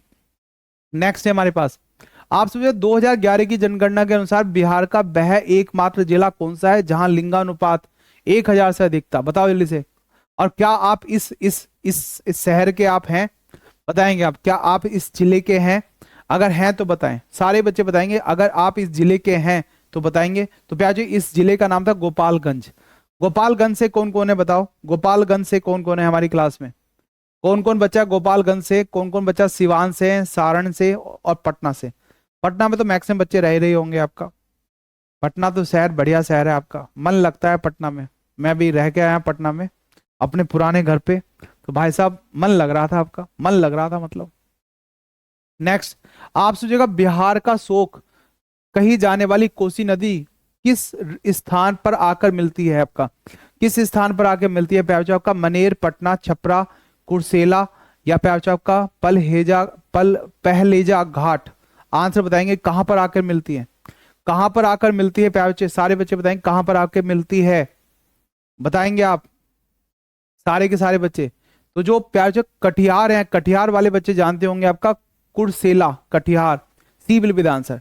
नेक्स्ट है हमारे पास प्यार बच्चे, बिहार का ककोलथ जल प्रपात वाटरफॉल जो है आपका अपनी शीतल जल धारा के लिए प्रसिद्ध है। यह किस जिले में स्थित है आपका, रोहतास, नवादा, कमूर और जुमई। बताएंगे आप, बताएंगे आप सारे के सारे बच्चे, क्या होगा, नवादा। नवादा भी मैं गया था आपका, एक हमारे मित्र है आपका वहां पर एसडीएम की पोस्ट पे थे आपका, तो मिलने गया था मैं नवादा एक बार। अगला है हमारे पास, बिहार के किस क्षेत्र में कैरेल कवाल मिट्टी की प्रधानता पाई जाती है आपका, उत्तर पश्चिम चंपारण में, ठीक है। दक्षिण बिहार का मैदान, तराई क्षेत्र, गंगा का उत्तरी मैदान। बताएंगे आप। लेकिन अब ना पटना बड़ा बढ़िया हो गया भाई साहब, चारों तरफ से बाहर से बिल्कुल, मतलब आप देख रहे हैं हाईवे वगैरह, आप पटना के किसी भी जगह आप आसानी से पहुंच जाते हैं। तो ये तो भाई साहब मैंने देखा है, ऐसा तो दिल्ली में भी नहीं है जैसा ही मैंने बिहार में देखने को मिला। मतलब मैं आ रहा था अभी कहाँ से, मैं आ रहा था भाई साहब नालंदा से आ रहा था मैं, और मुझे पहुंचना था आपका एयरपोर्ट पे, तो मैं बड़े आसानी से, बड़ी इजी तरीके से एयरपोर्ट पे पहुंच गया। शहर में एंट्री करने की आवश्यकता नहीं पड़ी, लास्ट में एंट्री की, और मुझे लगता है तुरंत फिर हम एकदम पहुंच जाते हैं। तो ये बहुत अच्छा हुआ आपका, ठीक है, ये बहुत अच्छा हुआ। तो यहाँ पर आंसर क्या हो जाएगा प्यार, आंसर हो जाएगा दक्षिण बिहार का मैदान। इसी के साथ प्यार बच्चे मेरी क्लास यहाँ पर समाप्त होती है, दूसरे सर आपके साथ जुड़ेंगे अभी। तो आपका बहुत बहुत धन्यवाद sir, thank you very much, all the best, अच्छे से मेहनत करते रहें और इस बार सिलेक्शन लेकर वर्दी के साथ हमारे सामने उपस्थित हो। आप सबको बहुत बहुत बहुत बहुत शुभकामनाएं, नए वर्ष की भी बहुत बहुत शुभकामनाएं। Happy new year all of you. आप नए साल पर नई उम्मीदों के साथ, नए सपनों के साथ आगे बढ़ते रहें और आपके सपने पूरे हों, आपको वर्दी मिले, इसी शुभकामना के साथ मैं आपसे विदा लेता हूं। धन्यवाद, जय हिंद, जय भारत। हेलो एवरीवन, कैसे हैं आप लोग, उम्मीद करते हैं स्वस्थ होंगे, मस्त होंगे। आज हम देखेंगे सॉल्यूशन सेट नंबर 21 का और चलते हैं पहले प्रश्न की ओर। देखें भाई पहला प्रश्न क्या है। कोपेन के जलवायु वर्गीकरण के अनुसार बिहार का अधिकांश भाग किस जलवायु क्षेत्र के अंतर्गत आता है? तो जलवायु के हिसाब से बिहार के भाग को बांटा गया है, पर उसमें से भी अगर हम बात करें सबसे बड़ा हिस्सा तो वह AW प्रकार का है, CWG प्रकार का है, AMW प्रकार का है या VSHW प्रकार का है। तो कोपेन के जलवायु वर्गीकरण के हिसाब से बिहार का अधिकांश भाग CWG प्रकार का है। आए इसको जरा समझ लेते हैं और बिहार के लिए कुछ जलवायु के बिंदु भी देख लेते हैं। CWG की बात करें यानी कि शुष्क शीत ऋतु वाली मानसून जलवायु। शुष्क शीत का मतलब होता है जहां ठंडी हवाएं ज्यादा चलती हों, इसलिए में शुष्क लगता है एनवायरमेंट। कोपेन के अनुसार उत्तरी बिहार और गंगा के मैदानी इलाकों की जलवायु इसी श्रेणी में आती है। यहाँ गर्मियों में अधिक वर्षा होती है और सर्दियों में प्राय शुष्क हो जाती है। अगर हम यहाँ वर्षा की बात करें तो वर्षा सबसे ज्यादा कहाँ से प्राप्त होती है? तो अगर हम वर्षा की बात करें तो पूरे ही भारत में सबसे ज्यादा जो वर्षा का हिस्सा है वह दक्षिण और पश्चिमी मानसून से आता है। एक ब्रांच जो अरब सागर की ओर से उठती है और एक बंगाल की खाड़ी से, यानी कि दक्षिण पश्चिमी मानसून की जो बंगाल वाली श्रेणी है, यहां से वर्षा प्राप्त होती है झारखंड और बिहार वाले क्षेत्र को। चलें जी भाई आगे देखें। उष्णकटिबंधीय सवाना की बात करें तो दक्षिण बिहार के कुछ हिस्से AW श्रेणी में भी रखे जाते हैं। वर्षा का स्रोत हमने आपको बता दिया कि दक्षिण पश्चिमी मानसून के बंगाल की खाड़ी वाली जो शाखा है वहां से हमें सर्वाधिक वर्षा प्राप्त होती है। कुछ इनके बारे में ऐसे पूछ लेते हैं, सर्वाधिक वर्षा किस जिले में होती है, सबसे कम कहाँ होती है, सबसे ठंडा और सबसे गर्म जिला कौन सा है, कौन सा क्षेत्र है, ऐसे भी प्रश्न बन जाते हैं। तो सर्वाधिक वर्षा वाला जिला जो है वह किशनगंज है। सबसे कम वर्षा जहां मिलती है बिहार के वो औरंगाबाद। अच्छा, औरंगाबाद महाराष्ट्र से भी जुड़ा हुआ है तो वहां मत पहुंच जाना। कई अलग अलग राज्यों में एक ही नाम के क्षेत्र होते हैं, जैसे इटावा यूपी में भी है और इटावा MP में पड़ता है। ग्वालियर राजस्थान में है, ग्वालियर MP में भी पड़ता है। बालाघाट महाराष्ट्र में है और बालाघाट जिला MP में पड़ता है। ऐसे ही औरंगाबाद जो महाराष्ट्र में भी है और आपको बिहार में भी देखने को मिलेगा। तो दक्षिण पश्चिमी हिस्से में औरंगाबाद आता है, यहाँ सबसे कम वर्षा देखने को मिलती है।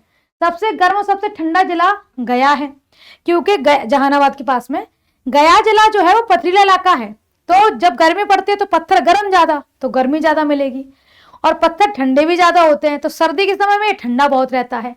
इसीलिए सबसे गर्म सबसे ठंडा जिला क्या है? गया है। चले भाई आगे चलते हैं, अगला प्रश्न देखते हैं। पराध्वनिक विमान उड़ते समय किस प्रकार की प्रघाती तरंग पैदा करते हैं? सुपरसोनिक एयरक्राफ्ट जब उड़ते हैं तो उस समय किस प्रकार की वेव जो है वह उत्पन्न होती है? तो पराश्रव्य तरंगें होती हैं, अनुदैर्घ्य तरंगें होती हैं, या ध्वनि बूम जिनको कहते हैं, या ध्वनि प्रघात या अनुप्रस्थ तरंगें। तो जब सुपरसोनिक एयरक्राफ्ट उड़ते हैं तो उनके आवाज से, कंपन से जो ध्वनि उत्पन्न होती है उसे ध्वनि बूम या ध्वनि प्रघात कहते हैं। आए थोड़ी सी और समझते हैं इसके बारे में। तकनीकी रूप से प्रघाती तरंगें यानी कि शॉक वेव जो है ना वह बूम, सोनिक बूम के कारण ही बनती हैं। यानी कि जब हवाई जहाज वगैरह उड़ रहा है तो उसकी आवाज से फिर तरंगें बनती हैं। कई बार ये इतनी ज्यादा तीव्र होती हैं सोनिक बूम के घरों के कांच वाच भी आपने देखा होगा, ओपेरा गाने वाले होते हैं, कांच के ग्लास साथ में लिए होते हैं और आ करके चिल्लाते हैं, तो सोनिक बूम होती हैं जिनसे कांच, मतलब कि कांच के गिलास, खिड़कियां वगैरह वो तक टूट जाती हैं। तो देखिए सुपरसोनिक की बात करें, जब गति कोई पिंड जैसे लड़ाकू विमान वगैरह है तो उनकी ध्वनि की चाल 1235 किलोमीटर प्रति आवर के हिसाब से चलती है, तो उसे पराध्वनिक गति कहा जाता है। प्रघाती तरंग की बात करें, इनका निर्माण कब होता है? तो हमने बताया जैसे कि हवाई जहाज वगैरह चल रहे हैं तो हवा जब चलती है तो हवा को काटती है, उनके इंजन हवा को काटते हैं तो उससे साउंड बनती है, वही प्रघाती तरंग बन जाती हैं। जब विमान ध्वनि से तेज चलता है तो वह अपने आगे की हवा को बहुत तेजी से संकुचित करता है। क्योंकि विमान ध्वनि से तेज है इसलिए ध्वनि तरंग विमान के आगे नहीं निकल पाती और पीछे की ओर शंक्वाकार क्षेत्र में इकट्ठी होती जाती हैं। इन अत्यधिक ऊर्जा वाली तरंगों को ही शॉक वेव या प्रघाती तरंग कहते हैं। सोनिक बूम की बात करें तो जब ये प्रघाती तरंगें जमीन पर किसी व्यक्ति के कानों तक पहुंचती हैं तो ये एक बहुत तेज धमाके जैसी आवाज सुनाई देती है, जिससे मैंने कहा कांच टूट जाते हैं, खिड़की टूट जाती हैं, है ना, तो चीजें टूट जाती हैं, तो इसलिए उनको कहा जाता है सोनिक बूम, धमाका। तो बूम शब्द धमाके के लिए यूज किया जाता है। आए जी आगे चलें, अगला प्रश्न देखें। निम्नलिखित में से कौन सी परिघटना यह निर्णय लेने में सहायक होती है कि प्रकाश एक अनुप्रस्थ तरंग है? तो कौन सी घटना है जो यह तय करेगी कि कोई भी प्रकाश एक अनुप्रस्थ तरंग है? तो विवर्तन, व्यतिकरण, अपवर्तन या ध्रुवण। तो पोलराइजेशन जो है वह तय करती है कि यह अनुप्रस्थ तरंग है या नहीं। तो ध्रुवण यहां पर क्या होगा, सही होगा। आइए समझते हैं जरा कुछ और कि विवर्तनिकों को क्या कहते हैं, एक लाइन में समझने की कोशिश करते हैं।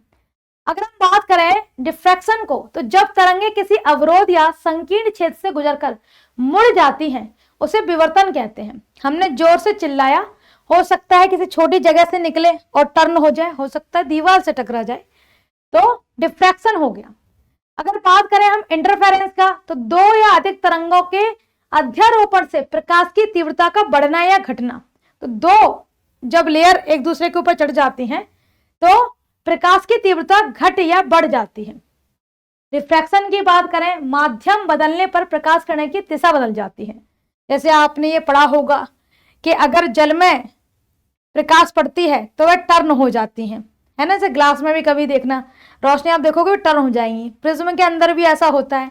तो माध्यम बदल गया, जल से लिक्विड से ठोस में चली जा रही है या गैस में चली जा रही हैं तो वह टर्न हो जाती हैं। पोलराइजेशन की बात करें तो प्रकाश तरंगों के कंपन को एक ही तल में सीमित कर देने की प्रक्रिया ध्रुवण कहलाती है और यह अनुतरंग धैर्य के बारे में हमको बताती है। आए अगला प्रश्न देखें।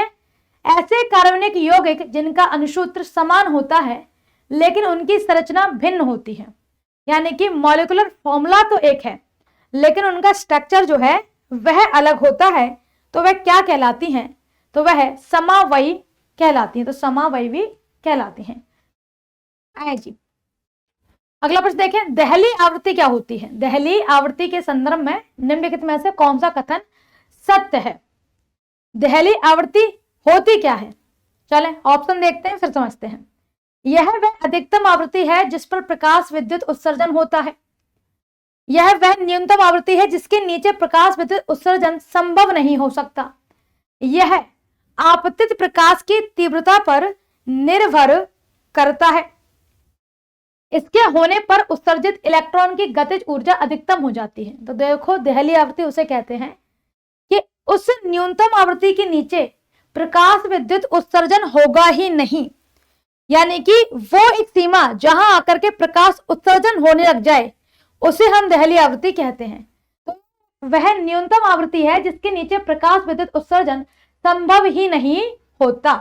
आए अगला प्रश्न देखें क्या है जी। तो प्रत्यावर्ती धारा यानी कि अल्टरनेटिव करंट को दिष्ट धारा में परिवर्तित करने वाली युक्ति को क्या कहा जाता है?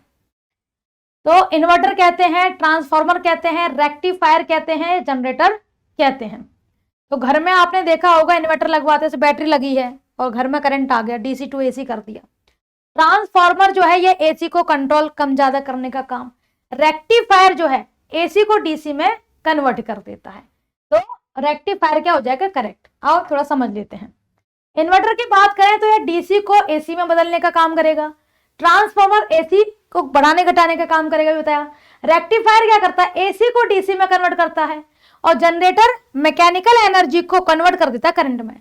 तो यांत्रिक ऊर्जा को विद्युत ऊर्जा में परिवर्तन करने वाला एक उपकरण होता है। ठीक है जी। आए अगला प्रश्न देखें। किसी अर्धचालक का प्रतिरोध उसे गर्म करने पर बढ़ता है या घट जाता है? अगर हम किसी सेमीकंडक्टर को गर्म कर दें तो उसका प्रतिरोध जो है, रेजिस्टेंस जो है वह घट जाएगा। आए अगला देखें। संक्रमण धातुओं के आयन, ट्रांजिशन मेटल आयंस, संक्रमण धातुओं के आयन किस क्षेत्र में प्रकाश को अवशोषित करके रंगहीन कर देते हैं?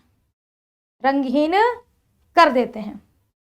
तो परावैंगनी क्षेत्र में जाकर के, अवरक्त क्षेत्र में जाकर के, दृश्य प्रकाश क्षेत्र में जाकर के या सूक्ष्म तरंग क्षेत्र में जाकर के।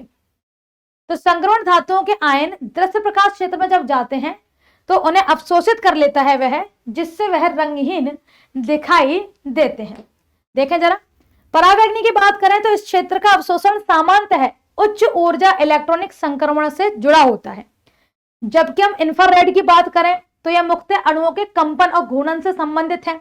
जैसे आप अपने रिमोट को यूज करते हो तो अणु के घूर्णन और कंपन से ही तो हमारा सिग्नल आगे जाता है और टीवी में हम चैनल बदल पाते हैं। तो इंफ्रारेड रे का यूज किया जाता है उसमें, और ज्यादातर ये सीधी चाल चलते हैं, तिरछी चाल नहीं चलते। दृश्य प्रकाश क्षेत्र की बात करें तो संक्रमण धातु आयन इसी क्षेत्र के प्रकाश को अवशोषित करते हैं, इसलिए वे रंगहीन हो जाते हैं, क्योंकि सारे रंग को ही इसने ऑब्जर्व कर लिया। सूक्ष्म तरंग क्षेत्र की बात करें, यह क्षेत्र अणुओं के घूर्णन संक्रमणों से संबंधित है। अगला देखिए प्रश्न, ऊष्मा हानि बराबर ऊष्मा वृद्धि का संबंध निम्नलिखित में से किस सिद्धांत या नियम से निरूपित होता है? ऊष्मा हानि बराबर ऊष्मा वृद्धि, है ना, ऊष्मा हानि बराबर ऊष्मा वृद्धि कैलोरीमिति का सिद्धांत है ये। आओ एक एक करके हम सभी सिद्धांतों पर नजर डालते हैं। तो ऊष्मा गतिकी का प्रथम नियम है कि ऊर्जा ना तो उत्पन्न की जा सकती है और ना ही नष्ट, वह केवल एक रूप से दूसरे रूप में ट्रांसफर हो जाएगी, चेंज हो जाएगी, ठीक है, लेकिन ना तो बनेगी ना मिटेगी। न्यूटन का शीतलन नियम क्या कहता है? किसी वस्तु के ठंडा होने की दर उसके तापमान और परिवेश के तापमान के अंतर के समानुपाती होता है। बिल्कुल, ज्यादा ठंडा है, जैसे एक प्रश्न आया था इसमें कि पानी अगर उबाल रहे हैं तो वह पानी शिमला में जल्दी गर्म हो जाएगा, या कोई दूसरी जगह दी थी जहां नॉर्मल टेम्परेचर रहता है, तो जितना ज्यादा ठंडा होगा उतनी जल्दी गर्म होने के क्या होंगे? चांस होंगे। कैलोरीमिति का सिद्धांत ऊष्मा देने पर खोई गई ऊष्मा प्राप्त की गई ऊष्मा के बराबर होती है। स्टीफन का नियम क्या कहता है? किसी कृष्णिका द्वारा उत्सर्जित ऊर्जा उसके ताप के चौथे घात के समानुपात होती है। और हमसे पूछा गया था क्या? ऊष्मा के बारे में। तो ऊष्मा की हानि बराबर ऊष्मा की वृद्धि, तो कैलोरीमिति सिद्धांत के अंदर ये आता है। अगला प्रश्न देखिए भाई, अच्छा अगला प्रश्न तो इंग्लिश का है, क्या है? फिल इन द ब्लैंक्स, चलो भरते हैं। बाई नेक्स्ट ईयर यानी अगले साल, they fill in the blanks a new house, तो दे विल बिल्ट और दे विल हैव बिल्ट। तो यहाँ पे बाई नेक्स्ट ईयर शब्द लगा है। बाई नेक्स्ट ईयर शब्द जब लगता है तब हम फ्यूचर परफेक्ट में पहुंच जाते हैं। तो फ्यूचर परफेक्ट के लिए विल हैव यूज होगा, ठीक है, या विल हैज यूज होगा। अब जो अच्छा नीचे दिया है विल हैव, अच्छा यहाँ पे हेल्पिंग वर्ब पे भी ध्यान देना, बिल्ट नहीं बिल्ट आएगा, है ना। तो will have built a new house. अगला देखें क्या है। हाल ही में देश के मुख्य सूचना आयुक्त CIC के रूप में किसने पदभार संभाला है? राजकुमार गोयल ने संभाला है। पहला ही ऑप्शन अपने पास है, तो ज्यादा परेशान हमें होने की आवश्यकता नहीं है। अब अगला प्रश्न देखिए क्या है। ब्रिटिश भारतीय मूल के इतिहासकार सुनील अमृत को उनकी किस पुस्तक के लिए वर्ष 2025 में ब्रिटिश अकादमी बुक प्राइज प्रदान किया गया है? भाई इनकी बड़ी फेमस बुक है, थोड़ा एनवायरमेंटल टाइप से, द बर्निंग अर्थ के लिए उन्हें ब्रिटिश अकादमी बुक प्राइज मिला है। क्या है भाई? दिसंबर 2025 में भारत सरकार ने महात्मा गांधी राष्ट्रीय ग्रामीण रोजगार गारंटी योजना का नाम बदलकर विकसित भारत ग्रामीण आय वृद्धि एवं मदद योजना करने का निर्णय लिया। इस नई व्यवस्था के तहत अब ग्रामीण परिवारों को एक वित्तीय वर्ष में 100 दिनों के स्थान पर कितने दिनों का रोजगार गारंटी देने का प्रस्ताव रखा गया है? तो पहले मनरेगा नाम सुना होगा, 100 दिन का काम मिलता था, अब 125 दिन मिलेगा। ये दिसंबर में अनाउंस हुआ है, लेकिन ये अप्रैल से लागू किया जाएगा। तो 125 क्या हो गया? करेक्ट, पर अभी लागू नहीं हुआ है, अनाउंसमेंट हो गया, लागू अप्रैल से होगा। आओ अगला प्रश्न देखें क्या है। 13वां नॉर्वे शतरंज टूर्नामेंट 2025 किसने जीता? तो 13वां नॉर्वे में शतरंज हुआ था, मैग्नस कार्लसन ने इसको जीता था। तो कार्लसन क्या हो जाएगा? करेक्ट। करंट अफेयर में तो प्रश्न पता है तो टिक करो, नहीं तो आगे चलो। अगला प्रश्न देखिए क्या है भाई। भारतीय वन्य जीव संस्था WII द्वारा जारी भारत में हाथियों की स्थिति रिपोर्ट के अनुसार हाथियों की सर्वाधिक संख्या किस राज्य में उपलब्ध है? हाथी सबसे ज्यादा कर्नाटक, असम, तमिलनाडु, केरल। तो कर्नाटक में सर्वाधिक हाथी है WII रिपोर्ट के रिपोर्ट के द्वारा राष्ट्रीय प्रौद्योगिकी दिवस 2025 से संबंधित निम्नलिखित कथनों पर विचार कीजिए। इस वर्ष की थीम यंत्र रखी गई, ठीक है। यह दिवस पहली बार 11 मई 2000 को मनाया गया, नहीं, दूसरा पॉइंट गलत है, तो केवल एक क्या होगा इसका सही होगा, केवल एक करेक्ट आंसर। आओ आगे चले। जीएसटी संरचना में ऐतिहासिक सुधार करते हुए स्लैब को घटाकर 2 कर दिया गया है। इससे संबंधित जीएसटी काउंसिल की बैठक कब संपन्न हुई थी? तो 1 सितंबर, 2 सितंबर 2025, 3 सितंबर, 4 सितंबर। 3 सितंबर 2025 को ये हुआ। पहले 5 स्लैब हुआ करती थी, 0 1 2 कह रहे हैं, 0 लगती थी आपको, 5 लगती थी, 12 लगती थी, 18 लगती थी, 28 लगती थी। अभी इनके ऊपर चर्चा हुई है, उसमें बदलाव किया गया। भारतीय बैंकिंग में 4R रणनीति वह है जो सरकार ने सार्वजनिक क्षेत्र के बैंकों में खराब ऋणों यानी कि नॉन परफॉर्मिंग एसेट जिसे बोलते हैं एनपीए को कम करने के लिए लागू की। इस रणनीति में कौन सा घटक शामिल नहीं है? तो रिकॉग्निशन है, रिजोल्यूशन है, रिफॉर्म है और रीजनरेट है। कौन सा शब्द इसमें उपलब्ध नहीं है? तो रिकॉग्निशन है, रिजोल्यूशन है, रिफॉर्म है, रिकैपिटलाइजेशन है। तो 4R यानी कि 4R है। तो रिकॉग्निशन है, रिजोल्यूशन है, रिफॉर्म है, रिकैपिटलाइजेशन नहीं है, है ना। अपने पास ऑप्शन में रीजनरेट दे दिया उसकी जगह, तो भाई आर में ये शामिल नहीं है। तो रिकॉग्निशन है, रिजोल्यूशन है, रिफॉर्म है और रिकैपिटलाइजेशन है। रिकैपिटलाइजेशन, रीजनरेट, इसमें से किसी भी आर का फुल फॉर्म रीजनरेट नहीं है। आए अगला देखें। दिसंबर 2025 में ओमान ने अपने देश के सर्वोच्च नागरिक सम्मान ऑर्डर ऑफ ओमान से प्रधानमंत्री नरेंद्र मोदी को सम्मानित किया। यह प्रधानमंत्री मोदी को मिला एक ऐसा कौन सा वैश्विक सम्मान है, यानी कि कितने नंबर का है? सम्मान तो ने बहुत सारे मिल चुके हैं, ये कितने नंबर का रहा? 29वें नंबर का। तो बी हमारा क्या होगा? करेक्ट, 29वें नंबर का। भारत 7वीं बार संयुक्त राष्ट्र मानवाधिकार परिषद हेतु निर्वाचित हुआ है। भारत का कार्यकाल कब से शुरू होने वाला है? यानी कि UNHRC के लिए वह कब से कार्य करना शुरू करेगा? तो भाई न्यू ईयर आ चुका है, वही इसका आंसर है। 1 जनवरी 2026 से यह UNHRC के लिए काम करना शुरू करेगा। ठीक है, आए अगला प्रश्न देखें। CM फ्लाइट कार्यक्रम किस राज्य ने आरंभ किया है? CM फ्लाइट जो है यह असम के द्वारा शुरू किया गया। उत्तराखंड, आंध्र प्रदेश, मध्य प्रदेश, ये लीजिए असम के द्वारा। पहाड़ी इलाकों में इवन कमाल की बात यह है कि आप कभी अरुणाचल प्रदेश और इधर जाना, यहाँ रोडवेज से पहले आपको एयरवेज देखने को मिलेंगे, क्योंकि रास्ते ऐसे हैं कि वहां बस और गाड़ी ले जाना संभव नहीं होती। तो गवर्नमेंट की तरफ से ही वीकली वहां पर एरोप्लेन्स भी चलाए जाते हैं। जैसे हमारे यहाँ पे पब्लिक ट्रांसपोर्ट होती है ना बस, ऐसे वहां एयरवेज का यूज करते हैं। आए देखे जरा, एक तरफ है देश और एक तरफ है उनकी राजधानी। अरे ये तो बता ही दोगे इसमें क्या पंगा है। अर्जेंटीना की बात करें तो ब्यूनस आयर्स, तो ए का 2 हो गया, ए का 2 हो गया। मंगोलिया की राजधानी उलान बटोर है, तो बी का 1 हो गया। इथोपिया है, एस हो गया। अंकारा अबाबा है, तो सी का क्या हो गया? 4 हो गया।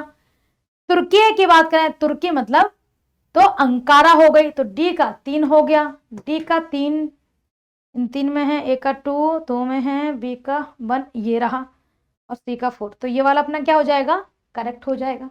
आए अगला देखें। निम्नलिखित में से किस शहर को उत्तर भारत का चाय बागान या उत्तर भारत की चाय की नगरी कहा गया?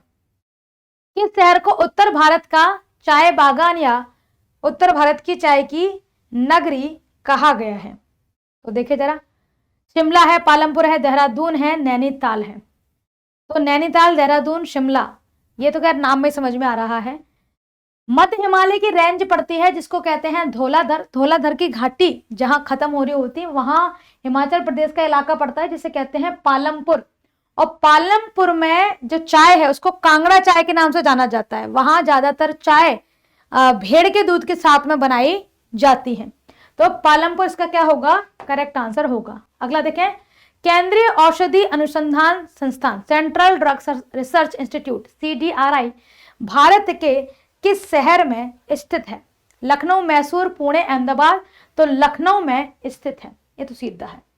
आए अगला देखें, अगला प्रश्न क्या है, भारतीय नए नोटों और उनके पीछे छपे चित्रों के संदर्भ में निम्नलिखित में से कौन सा युग्म सुमेलित नहीं है? ठीक है, 10 के नोट पर कोणार्क सन टेम्पल आता है जो उड़ीसा में है, ये सही है। 20 के नोट पर एलोरा की गुफाएं हैं जो महाराष्ट्र में है, जो जिसके अंदर 34 गुफाएं हैं। अजंता में 29 है, एलोरा में 34 गुफाएं हैं जो जैन धर्म, हिंदुइज्म और बौद्ध धर्म को दर्शाती हैं। 12 गुफाएं बौद्ध धर्म के लिए हैं, 17 गुफाएं हिंदुओं के लिए हैं और 5 गुफाएं इसमें जैन धर्म को दर्शाती है, जबकि जो अजंता गुफाएं हैं वह सिर्फ बौद्धिज्म को दर्शाती है। 50 का नोट पे हम्पी का रथ आता है, कर्नाटक में है, बिल्कुल ये भी सही है। और 100 के नोट पर सांची का स्तूप है, ये वाली बात गलत है। सांची का स्तूप 200 के नोट पर आता है, जबकि 100 के नोट पर आता है रानी की वाव जो गुजरात में है, तो ये वाला सुमेलित नहीं है। आए अगला देखते हैं क्या है, भारत में प्रच्छन्न रोजगारी है ना, डिस्कस अनएम्प्लॉयमेंट के संदर्भ में सीमांत उत्पादकता के बारे में आर्थिक सिद्धांत क्या कहता है? तो प्रच्छन्न बेरोजगारी होती क्या है? चलो पहले ऑप्शन देखते हैं फिर आपको समझाते हैं। श्रमिक की सीमांत उत्पादकता धनात्मक लेकिन कम होती है। श्रमिक की सीमांत उत्पादकता औसत उत्पादकता के बराबर होती है। श्रमिक की सीमांत उत्पादकता शून्य या ऋणात्मक होती है। श्रमिक की सीमांत उत्पादकता वेतन दर से अधिक होती है। पहले हम समझाएं ये डिस्कस अनएम्प्लॉयमेंट होता क्या है, तब ऑप्शन समझोगे। मान के चलो कहीं 5 लोग की आवश्यकता थी जॉब करने की और वहां पहुंच गए हैं 8 लोग, ठीक है, तो जगह कितनी है? 5 लोगों की, पहुंच गए 8, तो 5 लोग जो भी काम कर रहे हैं उनका आउटपुट तो यूजेबल है, लेकिन अब पहुंच 8 गए हैं, तो अब बचे कितने? 3 है ना, 5 3 8, तो अब बचे कितने हैं? 3 बचे हैं। अब ये चाहे कुछ भी काम करें, इनका प्रोडक्ट ना के बराबर काउंटेबल है। कहो तो माइनस मान लें इसको, कहो तो हम शून्य मान लें, क्योंकि ये हो चाहे ना हो। मानो इन 3 लोगों को काम से निकाल दे तो भी कोई फर्क नहीं, क्योंकि हमें तो 5 लोग ही चाहिए थे। ये बने भी रहे तो भी हमें कोई फर्क नहीं, क्योंकि हमें चाहिए ही नहीं थे, हमें तो 5 चाहिए, तो 5 तो हमें मिल गए, है ना, 5 तो हमें मिल गए। यानी कि श्रमिक की सीमांत उत्पादकता शून्य या ऋणात्मक होती है। यानी कि इन 5 के अलावा जो ये बेरोजगार बचे हैं, जो प्रच्छन्न बेरोजगारी है, तो इन्हें तो रोजगार मिल गया, तो ये तो बेरोजगारी में आए नहीं। ये जो 3 रह गए यही तो बेरोजगार बचे, तो इनकी तो जरूरत है ही नहीं। ये काम करे तो ठीक, ये नहीं करे तो ठीक, इनका काउंटेबल होता ही नहीं है। इसलिए श्रमिक की सीमांत उत्पादकता या तो शून्य मानी जाएगी या माइनस में मानी जाएगी। आगे देखें, मीठी शब्द में कौन सा प्रत्यय है? तो मीठ, ई, टी और थी। तो मीठी शब्द बेसिकली मीठा शब्द से या मीठ शब्द से बना हुआ है। तो प्रत्यय का मतलब होता है कि जो मूल शब्द है उस शब्द में अगर कोई मात्रा या कोई शब्द जुड़ करके उसका अर्थ बदल दे, वो प्रत्यय होता है। अब जैसे कि मीठ शब्द या मीठा शब्द में मात्रा चढ़ा दी, मीठी हो गई वो, ठीक है, मीठी हो गई, तो मीठ तो हो गया इसका मूल शब्द और ई होगा इसका क्या? प्रत्यय। चलो आओ अगला प्रश्न देखें। पंचतंत्र की रचनाएं किस भाषा से हिंदी में आई? पाली, अरबी, संस्कृत और प्राकृत। तो विष्णु शर्मा ने कुछ राजकुमारों के लिए किताबें लिखी जिसको पंचतंत्र कहा गया, और ये इसलिए लिखी गई थी क्योंकि वो राजकुमार पढ़ने में एकदम गधे, तो उन्होंने कहा यार इन्हें कैसे पढ़ाया जाए। तो विष्णु शर्मा जी ने मोरल्स स्टोरी बनाई, नैतिक कहानियां, और उन कहानियों को पढ़ पढ़ कर वो उन्हें सुनाते और उन कहानियों से उन्हें शिक्षा देते। तो संस्कृत भाषा में विष्णु शर्मा ने ये किताब लिखी थी पंचतंत्र कहानी। इनको पंच इसलिए कहा गया क्योंकि 5 किताबों का समूह था, हर एक किताब में अलग अलग कहानियां थी, 4-5 कहानियों का सेट है, किसी में 10 कहानी, इस तरीके से। तो 5 किताबों का समूह बना, इसलिए इसको पंचतंत्र कहा जाता है। एक समचतुर्भुज का परिमाप 40 सेंटीमीटर है, ठीक है, और इसका विकर्ण 12 सेंटीमीटर है। दूसरा विकर्ण क्या होगा? तो 40 है एक इसका समचतुर्भुज का और एक 12 है, तो इसका विकर्ण क्या होगा? तो ये मैथ तो में आता नहीं, पर हम सॉल्व तो इसे करेंगे। ऐसा हुआ हमारा, तो माइनस आएगा +1 60। तो हमारी तरफ से 60 है। आप कमेंट करके बताना कि इसका कितना होगा। 60 सेंटीमीटर।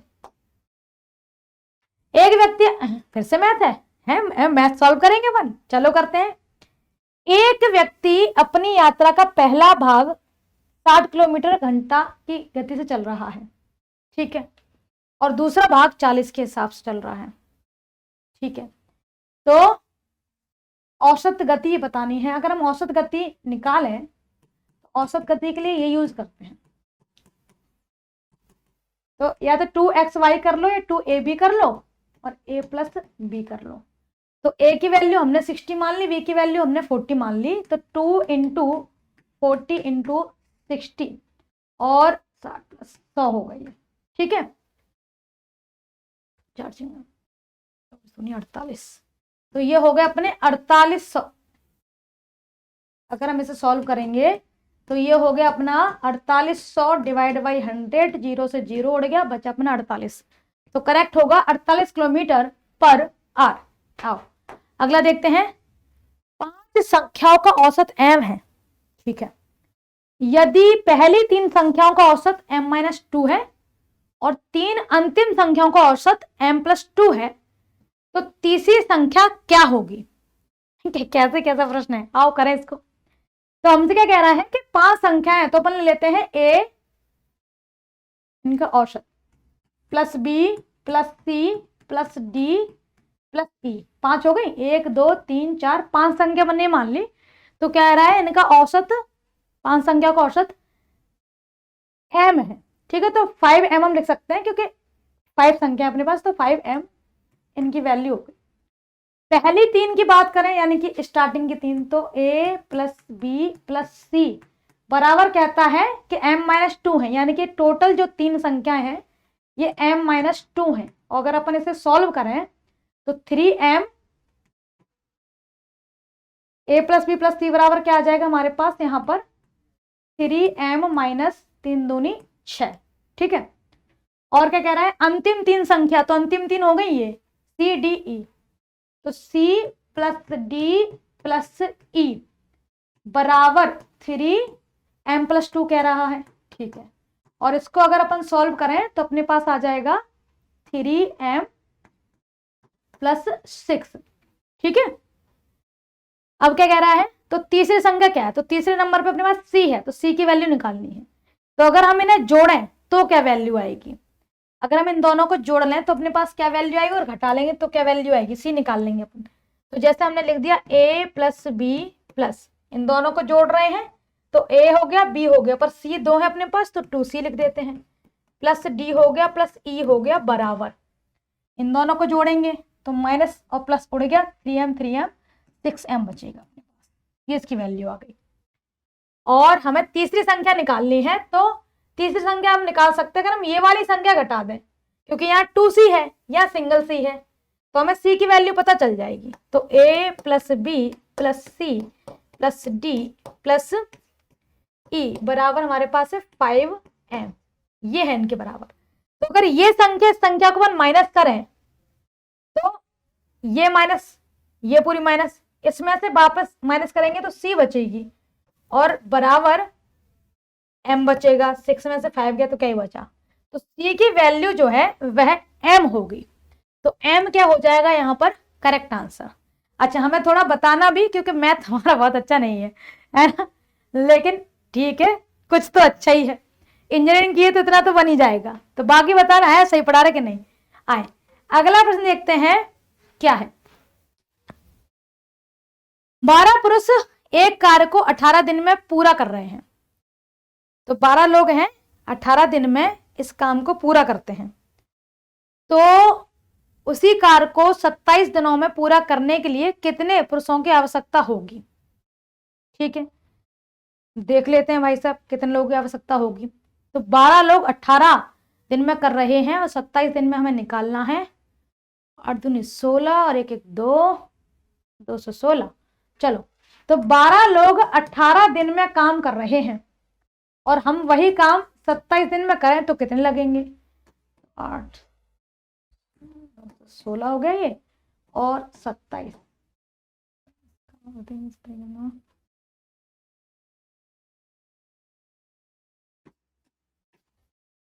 8।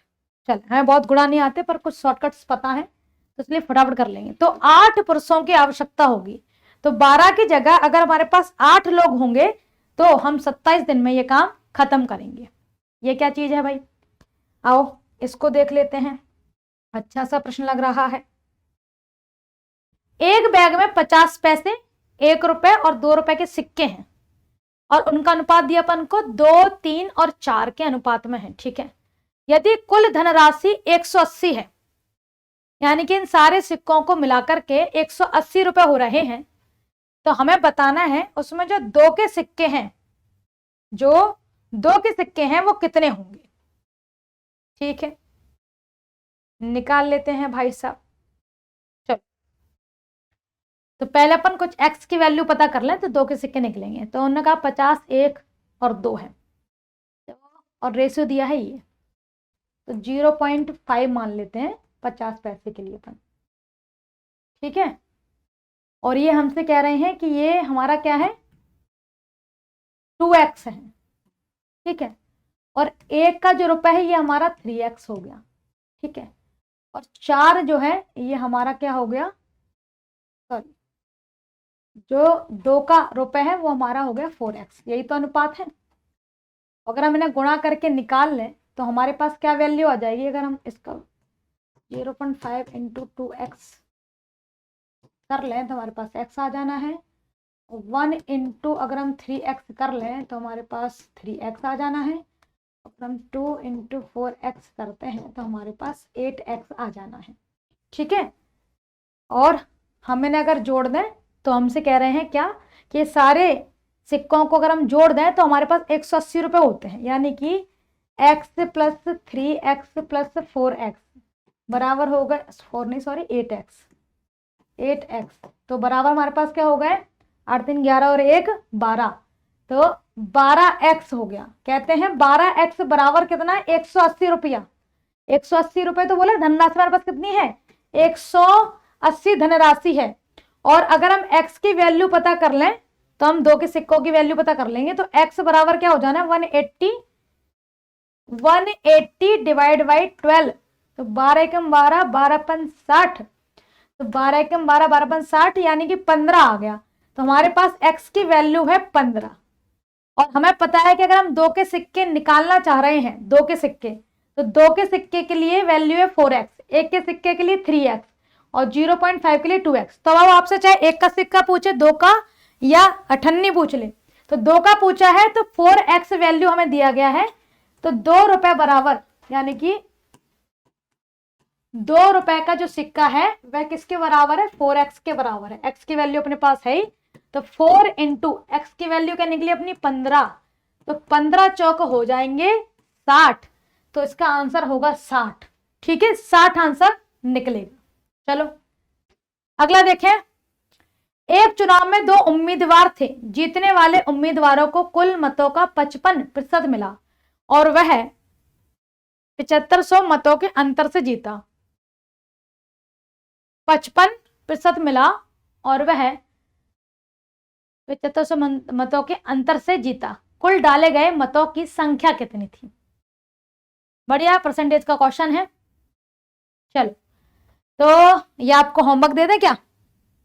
इसका आंसर होगा, चले इसका आंसर 7500 से ही जुड़ा हुआ है। चले कमेंट करके हमें बताना कि इसका आंसर क्या होगा, ये आपके लिए छोड़ते हैं। हिंट देकर के जा रहे हैं कि वह 7500 से ही जुड़ा हुआ है ना जी। तो कमेंट करके हमें इसका आंसर जरूर बताइएगा, और मैथ के जितने क्वेश्चन हमने सॉल्व करना उसका भी आंसर बताइएगा। मेरे साथ जुड़े रहने के लिए बहुत बहुत धन्यवाद।